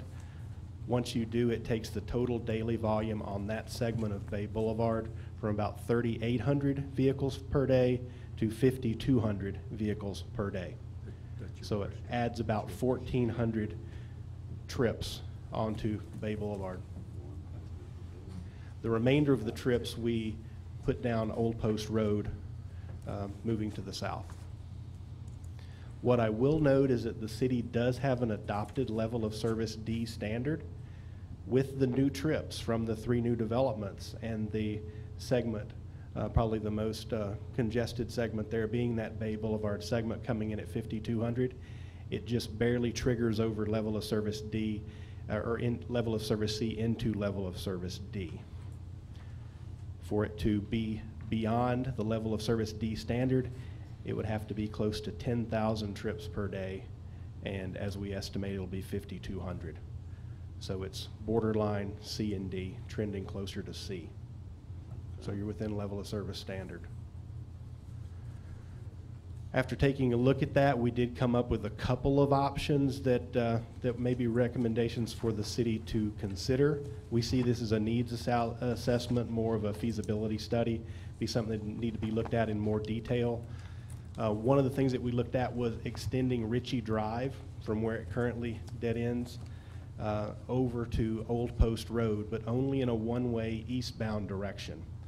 That way, there is no light intrusion for the residents who live on the west side of Old Post Road. That one-way traffic would allow residents within those apartment homes to be able to get out. It would also allow any other residents who want to travel specifically northbound on US 19 could take a left and go north on Old Post Road for a few hundred feet, hang a right, go one way, and tie right into the intersection. There is, I guess we talked to Mr. Lupo about this. There is a corridor there. I don't know if it's an easement or how it's currently set up, but it is something to consider. Doris. I have a question. And with that measure that you just spoke about, how would that affect number-wise the traffic, that the 5,800, I think it was, you said, going through it? What would happen to those numbers, that 5,800, if you did this extension off of Ritchie? Well, assuming we have 3,800 now, and we've got 5,200 in the future, so approximately 1,400 balanced trips. So you got 700 each way with the new developments. So especially coming out of Avila Bay, let's say you pulled off 500 trips, you could maybe get 500 trips heading that direction and relieve that. So maybe 500 out of the 700 going that direction. That's an estimate. That relates to a significant impact if we punch through the extension of Ritchie Drive. Right. It'll reduce the number of trips 500 by 500. Approximately, yes, sir. From 50, what was it? From 5,200. Down 500. 500 in that one direction.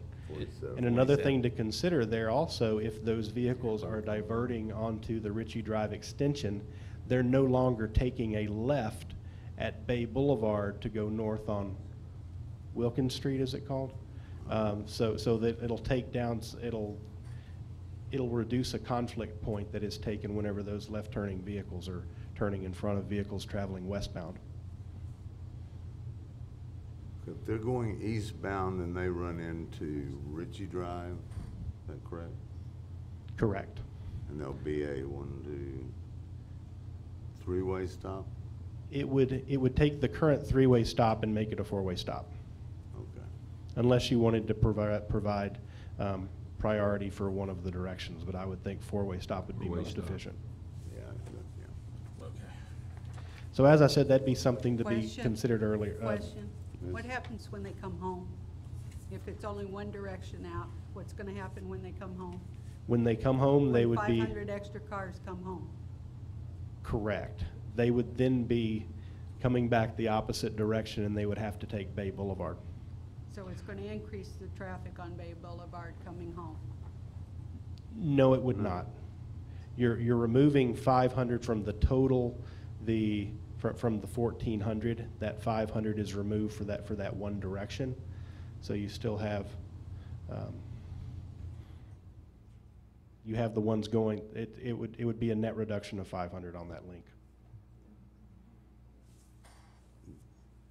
Only going out. I don't of understand. Yeah, but they gotta come home. Well, but As it is right The now, total as it amount is of right now, trips they're are the they're same, coming but and you would going on reduce Bay Boulevard 500 coming down. for a total of 1,400 trips, But they'd still have to coming come and home going. that way. Correct. Yeah. Correct. I see consternation, but please continue. Okay. The other item there is a couple of blue asterisks that are shown there. Those are proposed wayfinding signs. Obviously, with the change in traffic pattern, you'd want to make sure that you directed citizens to the most efficient way to navigate the system. Let's talk a little bit about the southern portion of the study area, which is the commercial district. Primarily the commercial businesses in the area with some residential. Parking supply management and enforcement issues are what we saw from our field observations. Traffic circulation during the commercial peak period, and pedestrian safety concerns. The blue polygon there is the location of the new Whiskey Joe's, and you can see where it is on Bayview Street. There are other vacant developable properties in the area. Whenever we spoke with the city staff, we talked about whether those vacant parcels turn into parking or become additional commercial developments will obviously impact what's going on in the area. So we really felt like the vacant developable property is really the 12th man on the field, so to speak, as far as what the future of this district is. Here's a few of photos that kind of show what we saw in the area. We were in the area actually taking photos and taking our traffic counts on St. Patrick's Day. So we were out there at one of the busiest days. It was the first week. It was the grand opening for Whiskey Joe's. So we really felt like we were out there at a good time to actually get some good observations. Here you see issues of where some vehicles were parked right next to a no parking sign. You see some pedestrians crossing the road there in front of a vehicle. A couple of concerns there. This is right in front of the Whiskey Joe's. You see the vehicles were actually parked in the berm area between the sidewalk and the roadway, kind of on quite a steep incline there. We saw a couple of trailer hitches dragging the ground as those vehicles got in there. This is actually Treadway Street, and you see the pedestrians walking in the road. This is an area that actually connects to some of the remote parking areas. So whenever you do have busy weekends or high activity, that's actually an area where most of the pedestrians get channeled and walk down that roadway. And that ties into one of our recommendations about trying to find a way to get a sidewalk in there. This is the remote parking area that was set up as part of the Whiskey Joe's development. It was for the days that we were out there and they were in their grand opening. They were using their on-site facility for valet, and they were using this for an employee lot and also for a guest lot, and they were shuttling people back and forth in golf carts is how they were getting them there. As I drove by there today, the lot was fairly vacant and there was not that amount of activity about 7 o'clock today in what would become more of a normal weekday. Here's an example of signage, as I mentioned, on the northern side. Also in this area, there's a lot of issues where guests and visitors, patrons get in this area and they're not familiar with it, and there's a lot of traffic circulation. You can really reduce and control the traffic volume and safety if you can guide people in and out of the area. So pretty low cost fix there, doing some wayfinding signage. This is right off Grand Boulevard, the vacant lot just to the north. It was so busy the weekend that we were there for St. Patty's Day. You actually see a lot of vehicles were parking in that area. I think that's actually my white car going the other direction. You have the convenience store just to the south side there of Grand Boulevard, just to orient you. This was an area that was also used for valet parking. This is the sidewalk that is right in front of Whiskey Joe's. The bike's there tethered to the guy wire, and you see some of the vehicles that were parked in the berm. We took a look at the turning movement counts the day that we were out there. It was peak season, peak period, right on the holiday. So we got some real good numbers. But our actual findings for this part of the study area, and what we really recommend, is just the wayfinding signage, as I mentioned, at key locations. Also recommended a sidewalk extension and gap closure that would provide a continuous sidewalk all the way up to the park and north of the Gildogs development. And I am pleased to report that as of tonight, when I drove by, that sidewalk you saw in front of Whiskey Joe's now extends all the way up north past Hooters. Yes, it does. And it's a very nice new sidewalk, and that's exactly what we're talking about. And you see the one the right turn there, the east-west segment there on Treadway would be a nice connection. If that connection could somehow be made, it would provide a continuous sidewalk and really improve the safety in the area. That sidewalk is 7 foot wide, sir. It's very nice. Still nice and clean. So the recommendations that we had in the area was, with the addition of the sidewalk also, we did notice that maybe some consistent lighting in the area, since there are quite a few pedestrians, lighting in the area would help, not only for the pedestrians but also for the drivers entering the area. Some type of coordination with the local businesses regarding the off-site parking and shuttling of patrons during those heavy periods as they start to use some of the more remote parking and people get more creative with some of the parking in the area, and seek new parking supply options within the area. So in summary, whenever we talked about the northern area, the 3 proposed residential developments do degrade the roadways by adding new trips, but they do not degrade them below the adopted level of service standard. And as we said, there are a couple of options. It may be a way to circulate trips and maybe accommodate that, but you are right there between a level of service C and level of service D at this time. The roadways in the Whiskey Joe's area, surprisingly, even as busy as that St. Patty's Day was, and you had a lot of visitors who were new to the area, there was not a backup. There were not a lot of issues, anyone getting on or off of US 19. The biggest issue was people circulating, trying to find parking in the area, but there was not nearly as much congestion as I would have thought.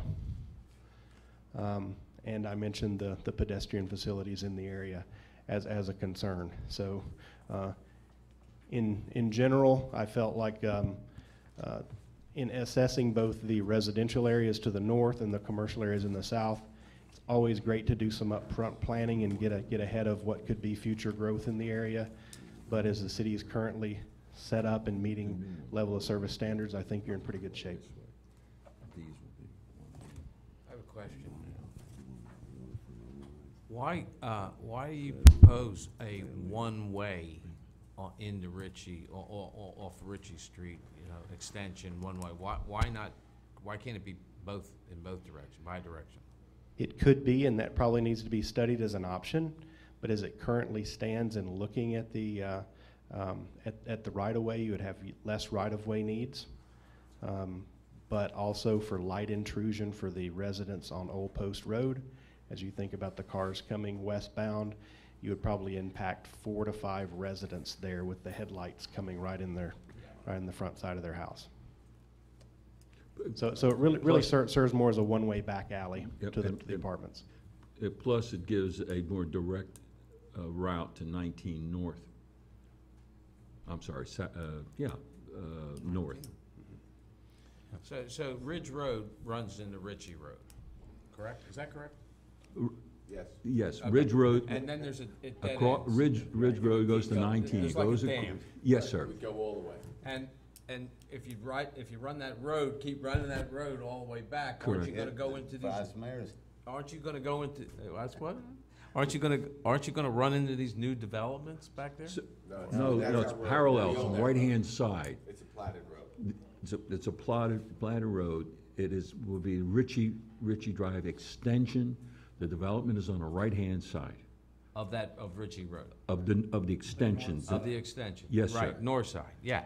So why, if you want ingress and egress for those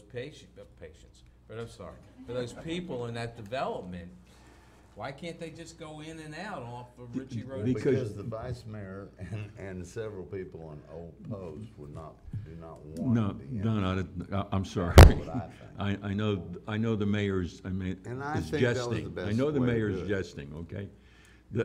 Excuse me. It's not about the mice. Excuse me.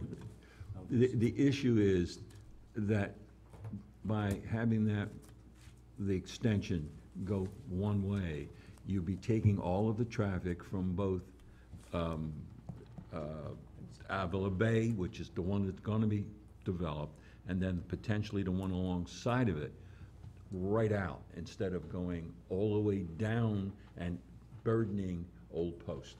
Oh, okay. Well, my Also intent was not to do that, but I guess I don't understand the If you made anatomy. it both ways, the residents on Old Post, not just anybody in particular. You would also pick, see you would also the pick up headlights coming additional in at traffic coming off of Ritchie Drive all the way straight through.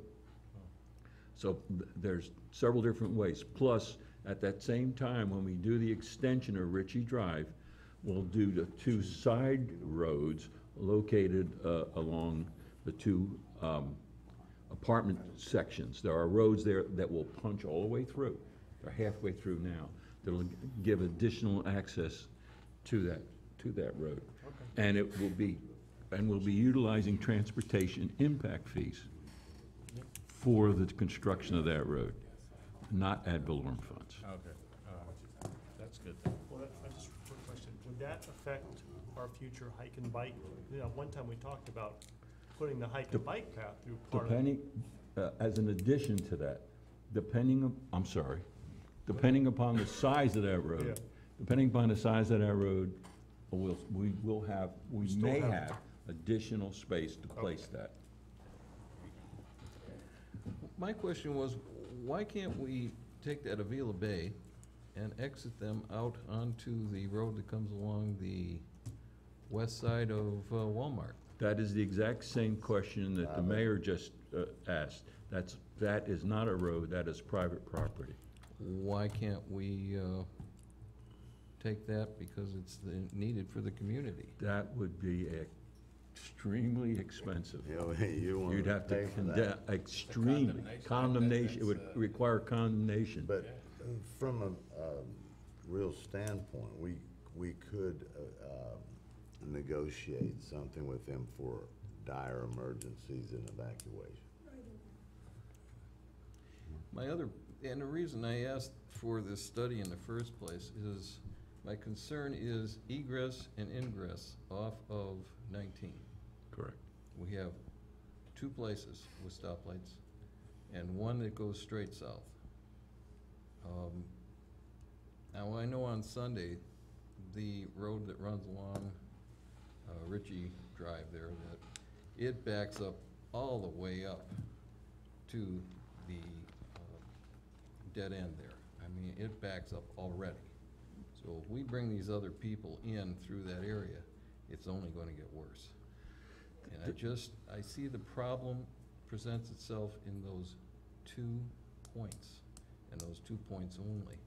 Do you not think we should have a third main connection point to 19? We didn't really look at that as part of the study. We were aware, obviously, and did the counts at the 2 signalized intersections. What we did notice is that a lot of the residents were very knowledgeable of the other access points, the minor roadways, and they were, especially those going southbound, that is the easier way to get out, is to avoid those 2 intersections unless you're going northbound. We didn't do a count on Sunday, so you saw we did have a picture of the vehicles backing up during the AM peak. They're past the Culvers and approaching the dead end, but we did not count on the weekend, so we didn't see it getting quite that bad. In addition, any new ingress or egress off of 19 is controlled by the state Florida Department of Transportation. That is correct. You have correct. absolutely no control over that.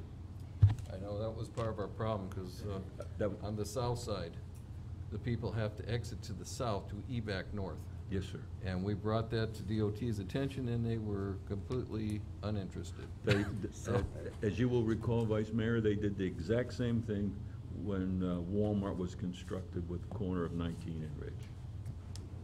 I have brought that up, just FYI, I brought that up to the DOT as far as coming out here again and looking at the entrance. They really made it worse overall, particularly for the They did. south. But they will come, and I'm sure Mr. Luke will talk with them. Sure. Okay. I'm sorry, go ahead. I'm concluded my presentation, so I'm taking questions. Did you look at the waterfront overlay as far as, doesn't make a lot of sense to make it one way, but people have talked about going Old Post south, Trent, go one way right to Hooters area, and then down Baylia, and then back. We did look at that, but given some of the odd angles of those intersections and the way it goes in the area and the way that the traffic circulates right now, didn't feel like that was a viable option at this point. But I think if you do have more commercial developments come in, or more parking come into the area, there may be a need to make some changes. And what is good is you do have, I guess, the bare bones of the structure there of that street network. It's just cut at a very odd angle by US 19. This is a hard one. Unfortunately, the issues that we're talking about now were almost cast in concrete by previous administrations with respect to the granting of PUDs and some of those other issues. We're struggling with them now, and we'll move in that direction as best we possibly can, given the constraints that are placed upon us. We'll be utilizing as much as possible our transportation impact fees and any other avenues to make the burden on our ad valorem side less, and at the same time to try and reduce as much traffic as we possibly can. Take future looks at new construction coming forward and go from that point. Any other council? I heard a lot of wiggling out there. Do you have any questions? Can you go back to that cut-through picture? Cut through, you mean this one? Where you want to do Ritchie Road straight through the one way? I don't think I have a picture that. I just have oh, okay, I have. I think I'm getting there. I'm going the wrong way. I'm lost. There you have it. Okay, you're talking about sending this in here one way, okay? The only way to get to 19 and go north is for any of these residents, other than going all the way to the south, is Bay Boulevard, which goes here, which goes there. 4 days a week, I am stuck at this light, sitting here. Now you're at 2001. Where is it? One right up here, one right up here. No I mean, dance. It just doesn't make sense.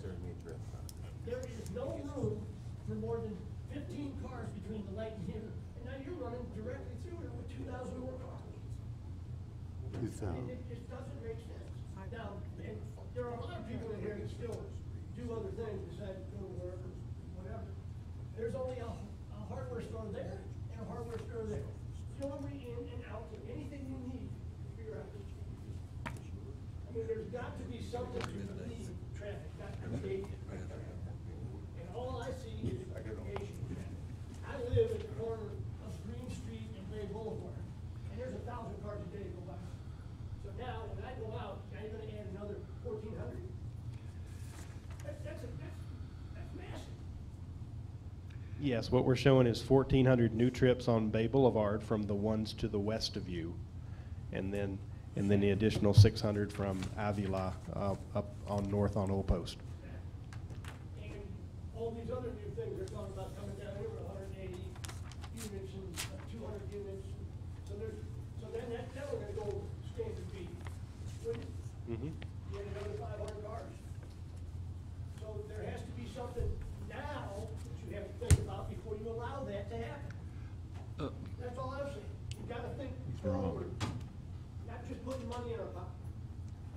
I think we need a land stretcher. Sandy, would you like to ask this gentleman? If I remember correctly, when I was on the planning board, that, thing that they put together, all those homes on Old Post Road before the state park there, you know what I'm talking about? Yeah. If I remember correctly, weren't they supposed to put a road in and out where it would come out on the side of Walmart someplace? No, I'm pretty sure they talked about that. they may have talked about it, but that's not what the plans call for. Okay, but I know they talked about that road because I was concerned about roads. Whoever, no, ma'am. We can't do it. Can't even make the park put a road in there? The problem is getting out to 19, I think he'll tell you that. That park, couldn't they Not really. get a right of way or something? Isn't there a certain distance between the lights? There is signal spacing, and you would have to talk to FDOT about the number of signals on 19 and where they would, I'm sure you've already approached them and had Right. those discussions, but some type of traffic operations solution there at Ridge and 19 as a way to make that signal operate better for your citizens coming from the west would be something you could possibly petition them to do. But even with the projected new trips, new vehicles, we still are well within the established guidelines. Yes, the level of service standards for the city roads. That is correct. Thank you. Thank you, sir. Thank you very much. Very, very nice presentation. Robert, thank you, Robert. Thank you, Robert. A point of clarification before we go on, Mayor. Yeah. Council approved all of the consent agenda items with the exception of, with the exception of Dog and sled show. of F and G, which will be coming back on the next agenda. Yes. Okay, thank you. And we are now at, doggone it, first reading resident major. And one other thing on that, the animal service, We're just, we have to bring that back. We paid that. we've already paid that, but you're just gonna track it and see what it Yes, ends sir. up. We're gonna bring it back at the next budget, I think, right? Was We that can review it again. this year, or was that for next year? That's In the rears. that's this year's budget.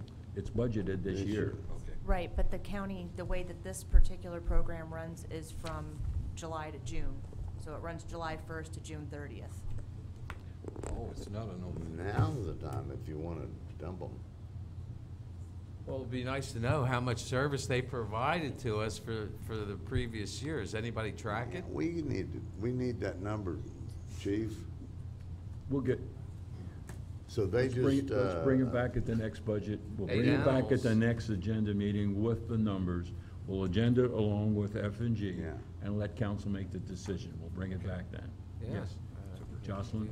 This question comes up every year when we approve this payment about how many calls for service that we actually receive from Pasco County. The challenge that we have had in getting that information is that the county software records the data by zip code. They have a very hard time isolating Port Richey city limits for service calls. So we Okay. can ask again, but we have had a challenge getting that information in the past from Pasco County. Well, We can if divide they that want by- $17,000, I think they can find that information. We can certainly ask again, just letting you know the history has been, it is a challenge to isolate those specific data points in the data sets that we're given. You mean in the 336, Yeah, 34668? Yeah, that's how they're tracking their service calls by zip code, which the zip code 34668 is much larger than the city limits. We'll do our own research also on top of Yeah, that, we'll that- through our dispatch, and we'll come back with the information that you're, Give me a that you're stack, required. take a stack, I know of them. I don't think Moses charged that much. I don't think we have that many calls. And We'll come back with the data, and you all can make that decision. And then we need to look for another person that we would call. Well, You're gonna have to have somebody. Be docking docs. Maybe we can hire another individual in Public Works. Take a penny. Look at his face. I'm sorry, I'm sorry, I had to say that. Jim, you wanna go for this one? This is Be up to the the next First reading? agenda item? first reading, yes. Okay. Terry, I'm giving you this. It's the first reading of ordinance number 18-661. I'm going to read by title only. An ordinance of the City Council of the City of Port Richey, Florida, amending Chapter 14 of the Port Richey Code by adding a new Article 6 entitled Minimum Standards for Residential Dwellings, providing for penalties and fines, severability, and effective date. Looking for a motion to approve. Motion to approve, ordinance number 18-661. Second. Once again, I'm going to say, though I do agree with what we are doing, as a protest vote, I'm going to vote no. I don't think we did this the right way by not letting citizens be involved, so I'm a nay. I agree. Okay, Wait till the mayor gets back. Goes to the mayor. The mayor said he's for the. He'd be back for the ordinance. momentarily. He told me to relay his vote. You want to ask questions? We need to wait, okay? Is that all right? Yeah, we'll wait. Here. Anybody from the audience? No, can we take Sir, Councilman Rowe, could we take a 3-minute recess? We can, yes. 5 minutes? 3 Find the minutes. mayor? 3 minutes. Everybody go to the bathroom. Yes. Okay, motion for recess. Oh, I want to give this to you. There's gonna be a line, is that what you're saying? The rest will come. I know the private one. I guess I wasn't the only one, huh?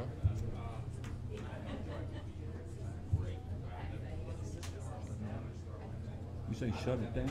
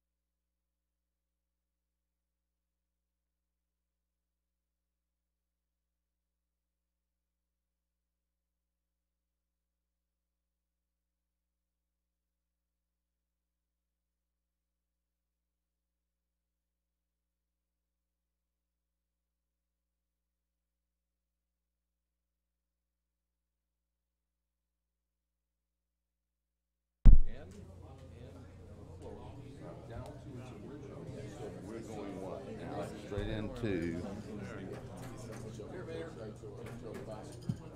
Good timing, Dale. okay. Good time.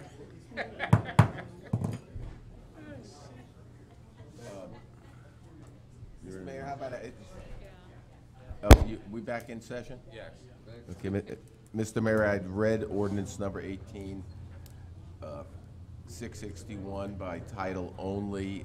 Comments were made by Councilman Dittmer and Councilman Sorrell that, I guess he wants you to say what you said. I don't want to speak for you. What I said was, I agree that we need the ordinance put in place, but as a protest vote, I don't like the way we did it without the workshop that we said we would do.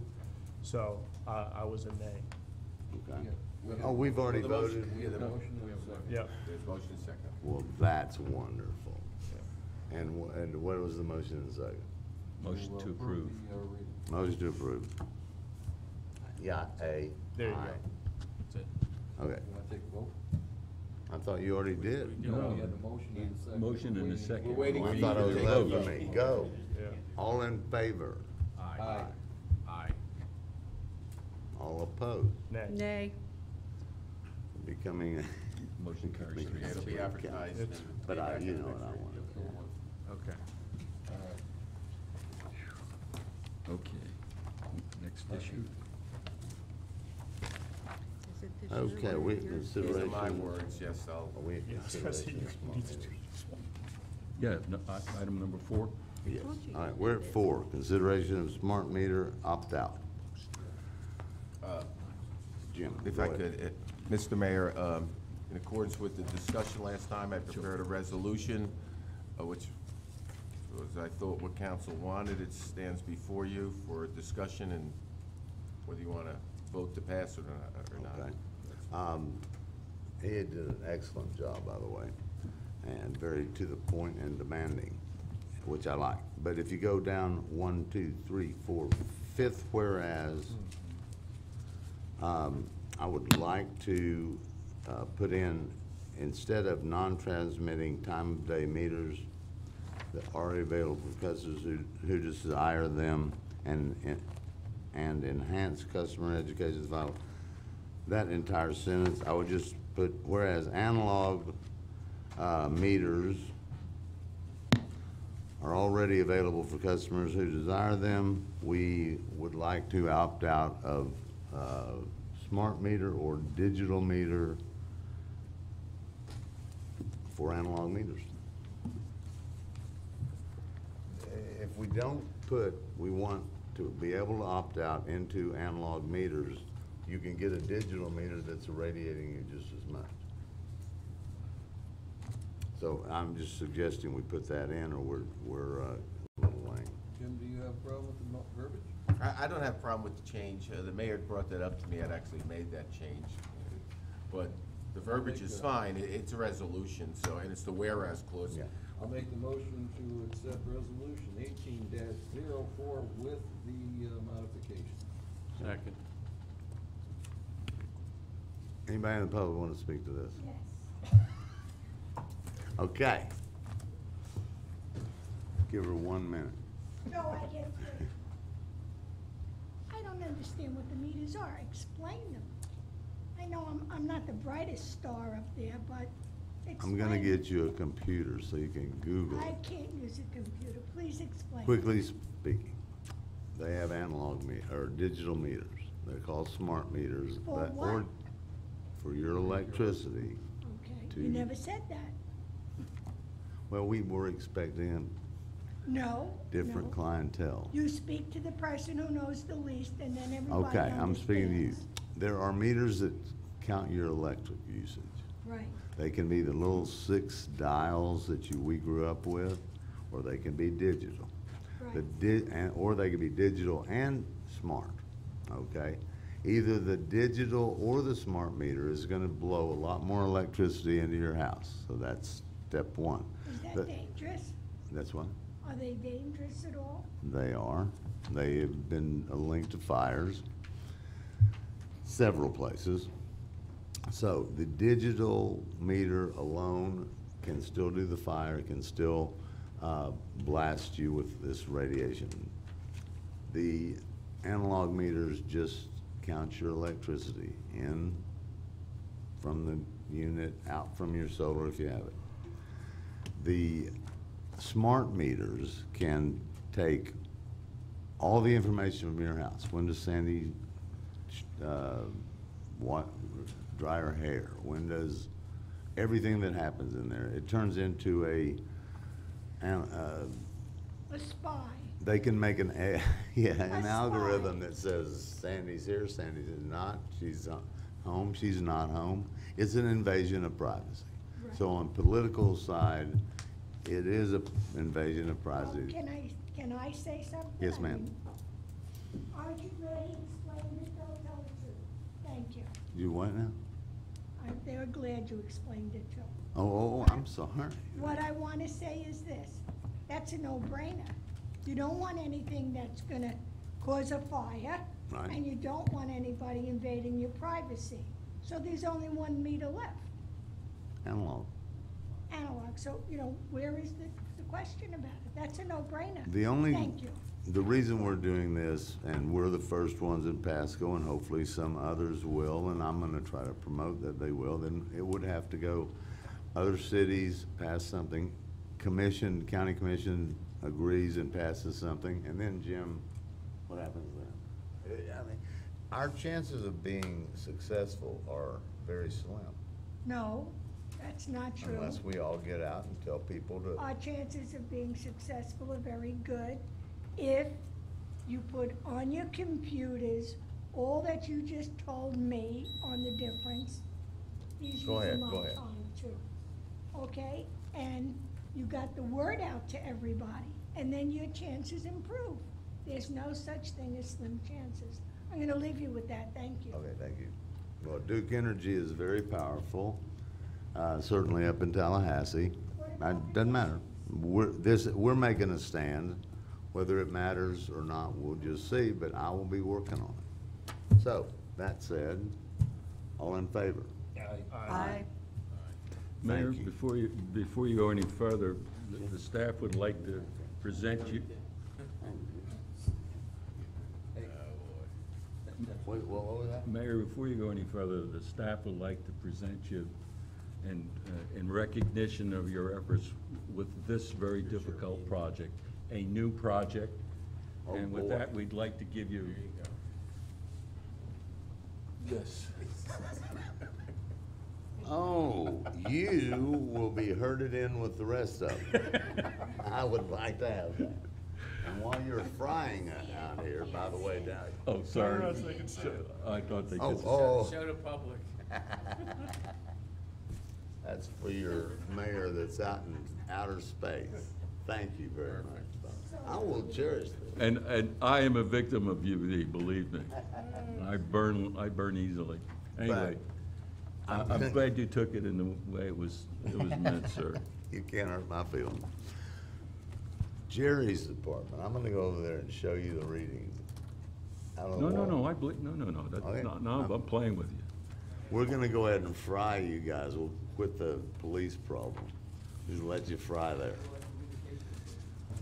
You are 28 times, in that little measurements I did, 28 times the acceptable, what comes out. I mean, we're talking about dirty electricity now, and it's kind of, we'll talk about it when you guys wanna know, or call me. Where are we Next now? agenda, We got last the agenda item. resolution. We are now at Lake Cox, Fence and Lake Cox. Yes, please. and that will be Jim. Okay, Lake Cox issue, there's a substantial amount of information, council, I'd look for at the last meeting. To keep this as simple as I can, I could just state that staff here has spent a considerable amount of time looking for emails, anything to do with these permits. I know Mr. Lupo himself went and got an old computer that we had stopped using where you see some snapshots there of it, just to make sure we got all the information. But in any event, from the information that I have, and I'm speaking very generally here, because it would take a real long time and the hour is late. There were two permits issued for the property in question. Let's just call it the property in question. I think all council members know what I'm talking about. There was one in 2013, and there was one permit issued in 2014.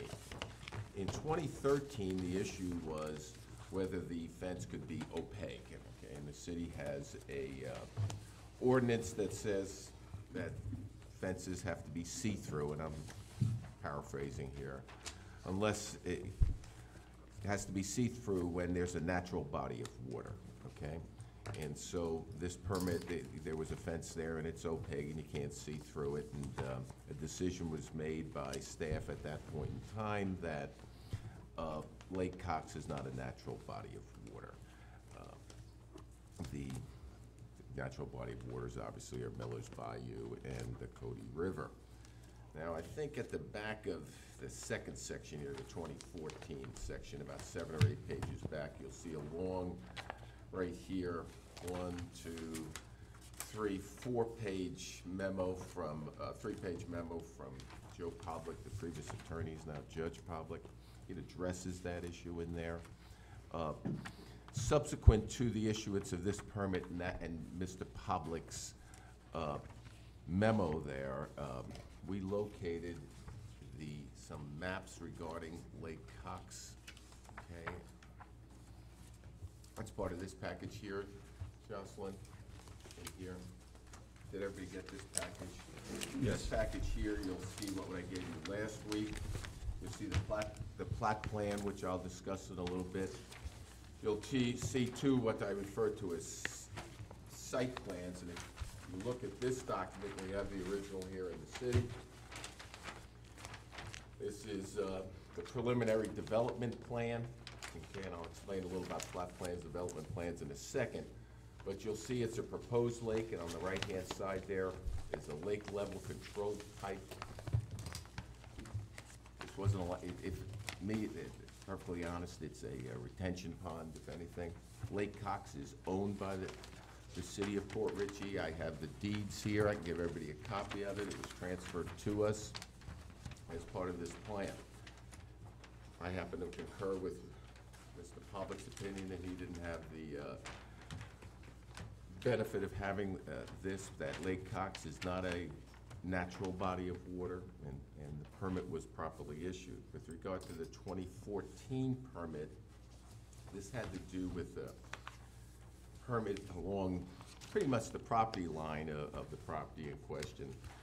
And two things here that are unusual, and I think most of the council members know this. It's higher than is normally allowed, and it also goes beyond the property limits of the property in question. The city manager has the ability to make a fence higher. I'm not looking at the ordinance right now, and made that decision, okay, because of various reasons. It was debated from my conversations with some people at its staff here. It was debated ad nauseum here. I think the mayor, correct me if I'm wrong, actually stated that I don't necessarily concur totally with the city manager's decision, but it's made, and that's the power of the city manager on that issue. What kind of, I want to say bothers me, and city attorney, so I'm always a little hesitant to think the city made a mistake in anything, but the city did permit a portion of that fence, which actually goes beyond our property line onto the city's property. Lake Cox is just about a rectangle. It doesn't look like in this preliminary drawing here, but it's the property lines are almost a rectangle and very square, but it goes on there about 5 feet, I think, onto the city property. I probably would have made a notation on that because we're permitting something that's being built on our property.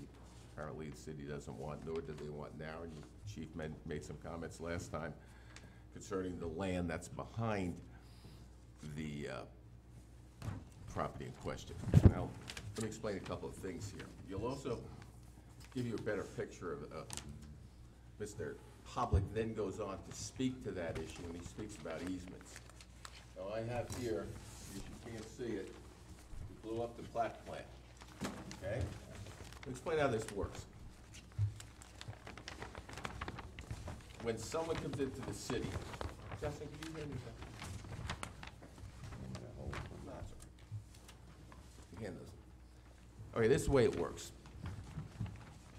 When someone comes into the city to start a development, there's many different paths, and zoning just started 40 years ago, okay?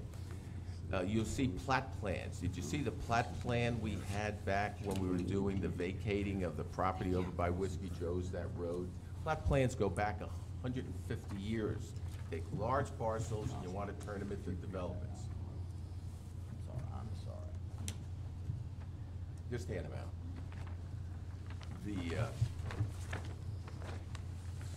The process, and I'm going to bore you with the process, just so you know what the present state of the law is now. People come in 1975, I think, this property known as Candlelight was annexed into the city. Then a very informal process of a development. Now we have ordinances now for PUDs, planned urban developments, things like that. They came in, and the only two preliminary documents I could find are these two here. You will see the Candlelight subdivision paving and drainage water distribution system. That's what this is. This document here where it says proposed Lake Cox is the preliminary development plan.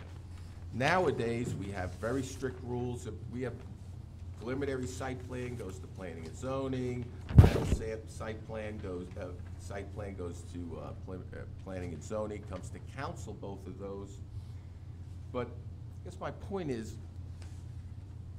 this is a process. At the end of the process, a plat is filed. So you got this big, large parcel of land, and someone wants to carve it into pieces, okay?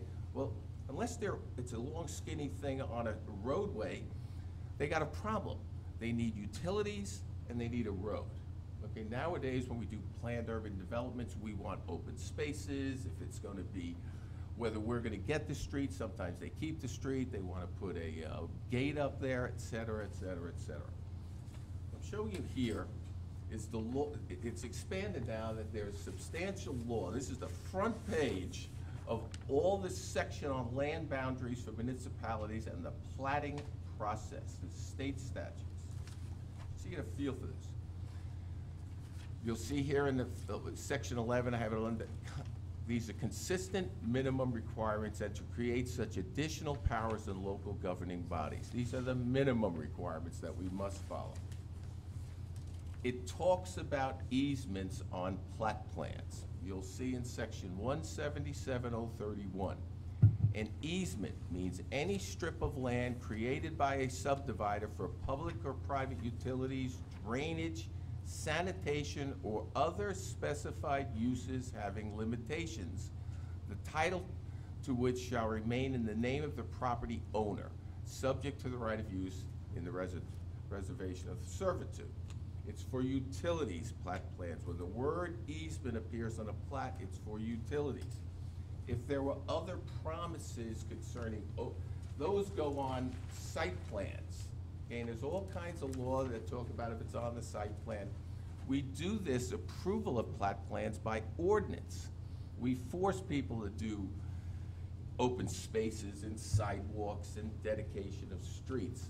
On a plat plan, the only thing that's going on is so for the next 200 years, when someone pulls this out, they can see who owns the property, but where the streets came from, just like the way we looked at that 1908 map for Bayview. Now, on the plat plan, this is coming from the statute. It says, plat plans. The word easement means utility easements. Before a plat is offered for recording, it must be approved by the governing body. This plat came before council, just like it did now. I'm actually going to be bringing one to you in a couple of meetings from now. It goes on. The most important part is just the front page of plat. When a tract or parcel of land has been subdivided and a plat thereof bearing the dedication executed by the owners of record, that's what this is. What's the date on this, Jim? This is 1980.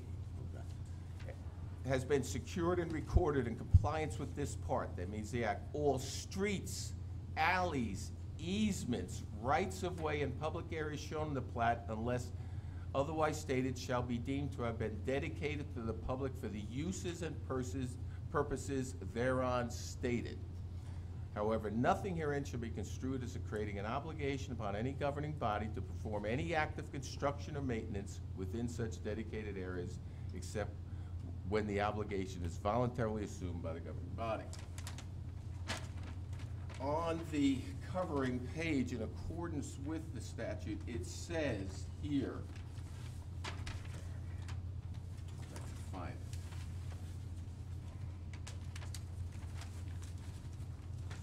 Notes, easements are indicated thus with dash, dash, dash, and are 5 feet wide unless indicated thereon. Okay, that does not mean that this is for the public use in any way. These are potential utility easements, nothing less. Now, if you can't see it on here, you'll see that Lake Cox, we have a deed, I can show it to you, there are no easements on Lake Cox. This is an easement potentially for utilities that's in the back line of every single property in Candlelight, all the way around the edge. And it's right next to the road, because that's where easements go for utilities. Okay, that's where they go. This is where the street is, so 1,000 years from now, everybody knows where the streets were and easements. As we put the easements in, because these buildings are not built, Chris is gonna, building department's gonna say, well, look, you want water up your building, we're gonna have to bring some pipes in there, make sure, you know, sign an easement for us. If they don't sign it, there's also state statutes that state if we have utility easements in there for a certain amount of time, we can force the easement. This is nothing more than the final plan, so the appraiser's office can begin this, to give parcel numbers for this and to show that these are streets. There's other documents, and if there's no documents, there's state laws that say the streets are automatically dedicated to us if we want them. You'll see Lake Cox here, you see the lines, they're perfectly straight. It's not a natural lake. Normally, when these things happen now, this is 40 years ago, someone comes in with site plans, we make them do more now. If it's PUD, we make them do a lot. We make them put open spaces in. Now, most of your developments have, you know, deed restrictions, and they gotta file this like a Vila Bay, that's a closed community, they're not dedicated street. And I could go on and on and on. But in no way does this plat plan with potential easements for utilities pursuant to the statute itself, that's the easements they talk about, mean that someone can walk across the back of somebody's property. I'm as sure as that as I know the sun rises in the east, okay? So those easements convey no. Okay, it's nothing more than a plat plan where Okay. easements would go. Okay, it's not easements. I've done searches of the properties to look for them, they're not back yet. But if that was the case, there are fences at the back of all these properties. That means you could do Sunday afternoon parade in people's backyards inside their fences. That's just not the case, okay? I don't know of any easements there. I talked about the little utility easement where the two of them came in for the power. So, the fact that it says it's for the public purpose is water, electric. That's where some confusion is, where somebody thinks some rights come up, but I don't know if I can explain that any simpler. Having said all that, I think the open issue that I've seen is there's a fence we permitted that's on our property. We technically don't own it. I guess we could put a sign on it or something like that, you know what I mean? But there's only that little piece of land, it's about 5 feet wide. Chief, what's it go, 20 feet, maybe 30 feet? We don't want people there. There's alligators or crocodiles or whatever. People hang out there, kids smoke pot, do whatever they want. You know, we could take over that fence, I guess, and work that out. You could go over and talk to her or whatever, knock it down, build a new one. Can't cite her for anything. We permitted a fence. We can't cite her, but I'm sure we could, at minimum, I give some thought. I'd probably say knock it down and build our own or whatever, but we could take possession of that fence. If that's what you want. For $1. Donate it back to who? Huh? Why would we want to buy, donate it back? It's our property. It's ours, it's ours. It's a fence on our property. It's our fence. I want to own it. we I mean, just- as an attorney, I'd like to own it, yeah, in Okay. case, for liability reasons, it's a fence on our property, I'd like to Why own not it. give it, buy No, the we just- fence? I'm sure she'd give us a bill of sale, or it's on our property, we'll knock it down and build our own. I'm not worried about getting the ownership. No, I'm just saying, what change, I, gave them right to get on those You don't- in between. They can't get Unless in you, it's still there, you understand what I mean? If those people want to allow people to fish there and find like that, but we're That's following the private rules property. now. Someone just standing up and say you can fish here just doesn't fly, you understand what I mean? Okay. Those people want to let people walk across and fish there. They don't seem to mind. You understand what I mean? Yeah, I mean, There's two properties that come together there, and there's an Right. easement for electrical utility. If they don't mind people going to the lake there and fishing, city doesn't mind anymore there, it's open, that's fine, but.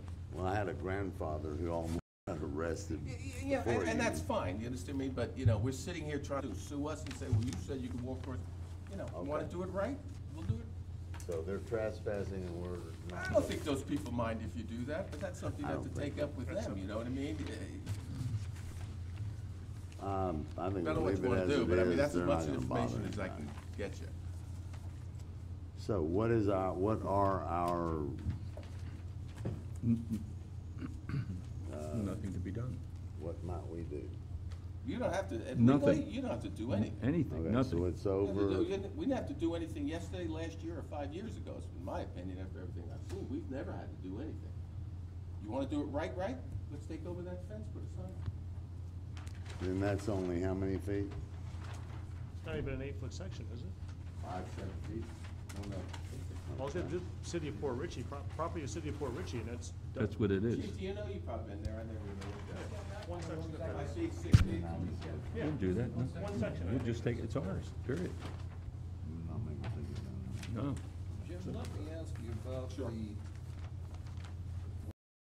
code that says that obstruction of the waterway by a fence has to be in at least one person's view. there. But that person doesn't mind. It's not a lake, though. No, it's not a lake. Yeah. It's a retention pond. It's a retention pond. It's not a lake.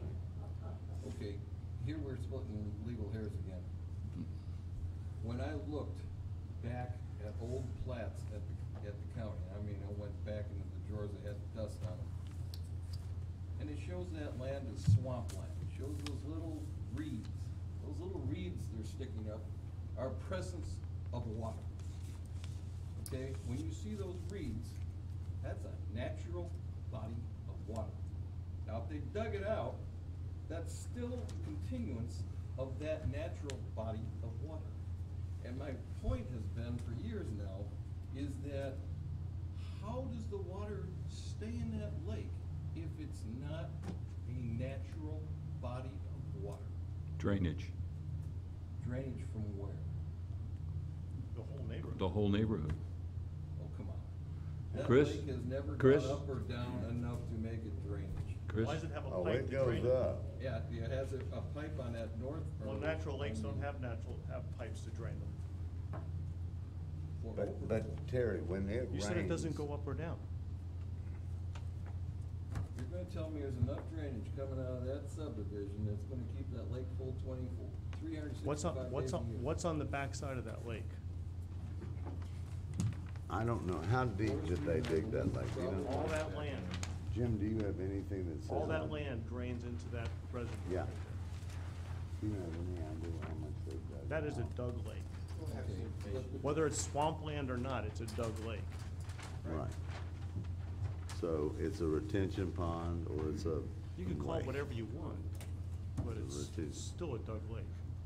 Belonging to the city City of Port Richey. Right. So it's a retention pond, so why do they call it Lake Cox? Because they named it. I could answer that. If it was called Lake Cox, sell houses.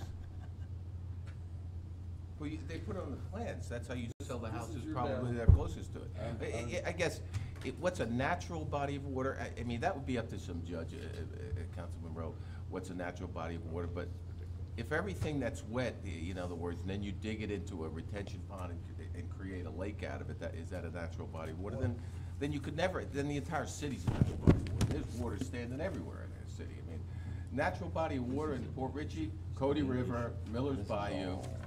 I mean, I don't know, but I guess that decision's been made, you understand what I mean? In other words, a building official made that decision 6, 7 years ago.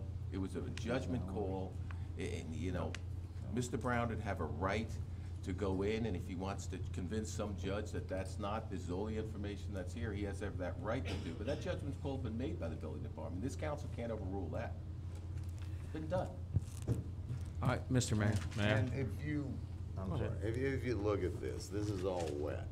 So if they dug out some, it's gonna tend to drain. Go ahead, sir. I don't think the opacity of the section of the fence is the issue here for Mr. Brown. I mean, that's the impression I got.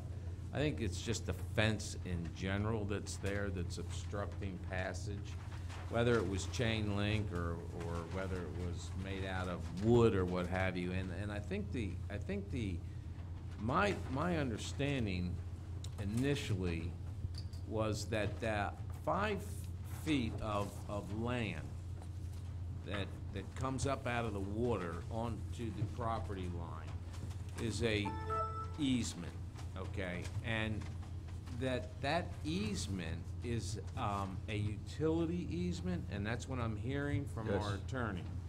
And it's owned, the ownership is by the city of Port Richey. And therefore, if the city owns it, and it's a utility easement, if this is the legalities from all this, then the city can do whatever they want with it. And that's the way. They can allow a fence to be put on it. And they can put a fence on there. They can take a fence off of there. I mean, if they're the true owners of this piece of property, then certainly they could do what they want with it. And that's what I'm hearing from our attorney. Well, I'm not sure what easement you're referring to. Well, let me show you. 6 million. Because you have all these diagrams and they're on a number of. I think I agree with you. I just want to know when you said easement, which easement are you referring to? Let me show you. And make sure that we're all on the same easement page. What I'm referring to is this parcel right here, coming along. Yeah, well, okay. So, that's true. So this part, here's the lake, and where the lake comes up 5 feet. That 5 feet is the easement. No. This is the property line right here. She's got a fence on the property line. The land is here. But that's the land, that's the easement, correct? No easement there. Who owns this land? We do. It's in Lake Cox. Okay, and the fence comes through that Comes land right here. into the water. Yeah. Okay, where that fence is coming through that land is coming on city property. Absolutely. Huh? Yeah. Do you see it? By the way, what's confusing in here, Doc, is there's actually another easement here for some electrical lines. That's what I'm asking. But no, there's nothing here. This is Lake Cox. You gotta square it. And this land here there's a fence on our property. Right. So this little easement right here. That we just allow. goes to that. That we allow. We not only allowed it, we permitted it. Right. Yeah. Okay. So. Nothing to be do we done. need to do anything, Jim? No. They own the land. We don't need to do anything. If you wanna, take over that fence, I'm sure Mr. Lupo could go out there and say, we're gonna take over the fence and work that out, but It's ours. You're gonna take it. It's ours. The fence. That fence is ours. It's on our Okay, property. Good enough. I don't think she cares.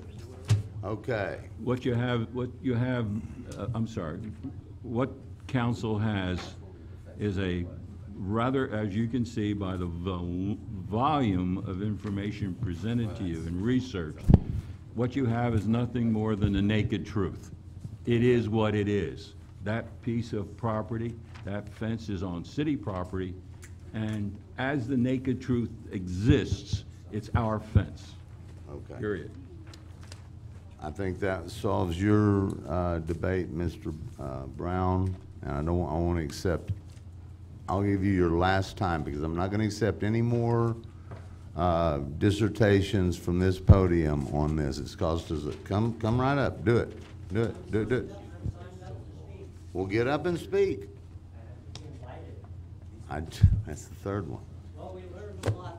Thomas Brown, 7436 Candlelight Court. We learned a lot about utility easements.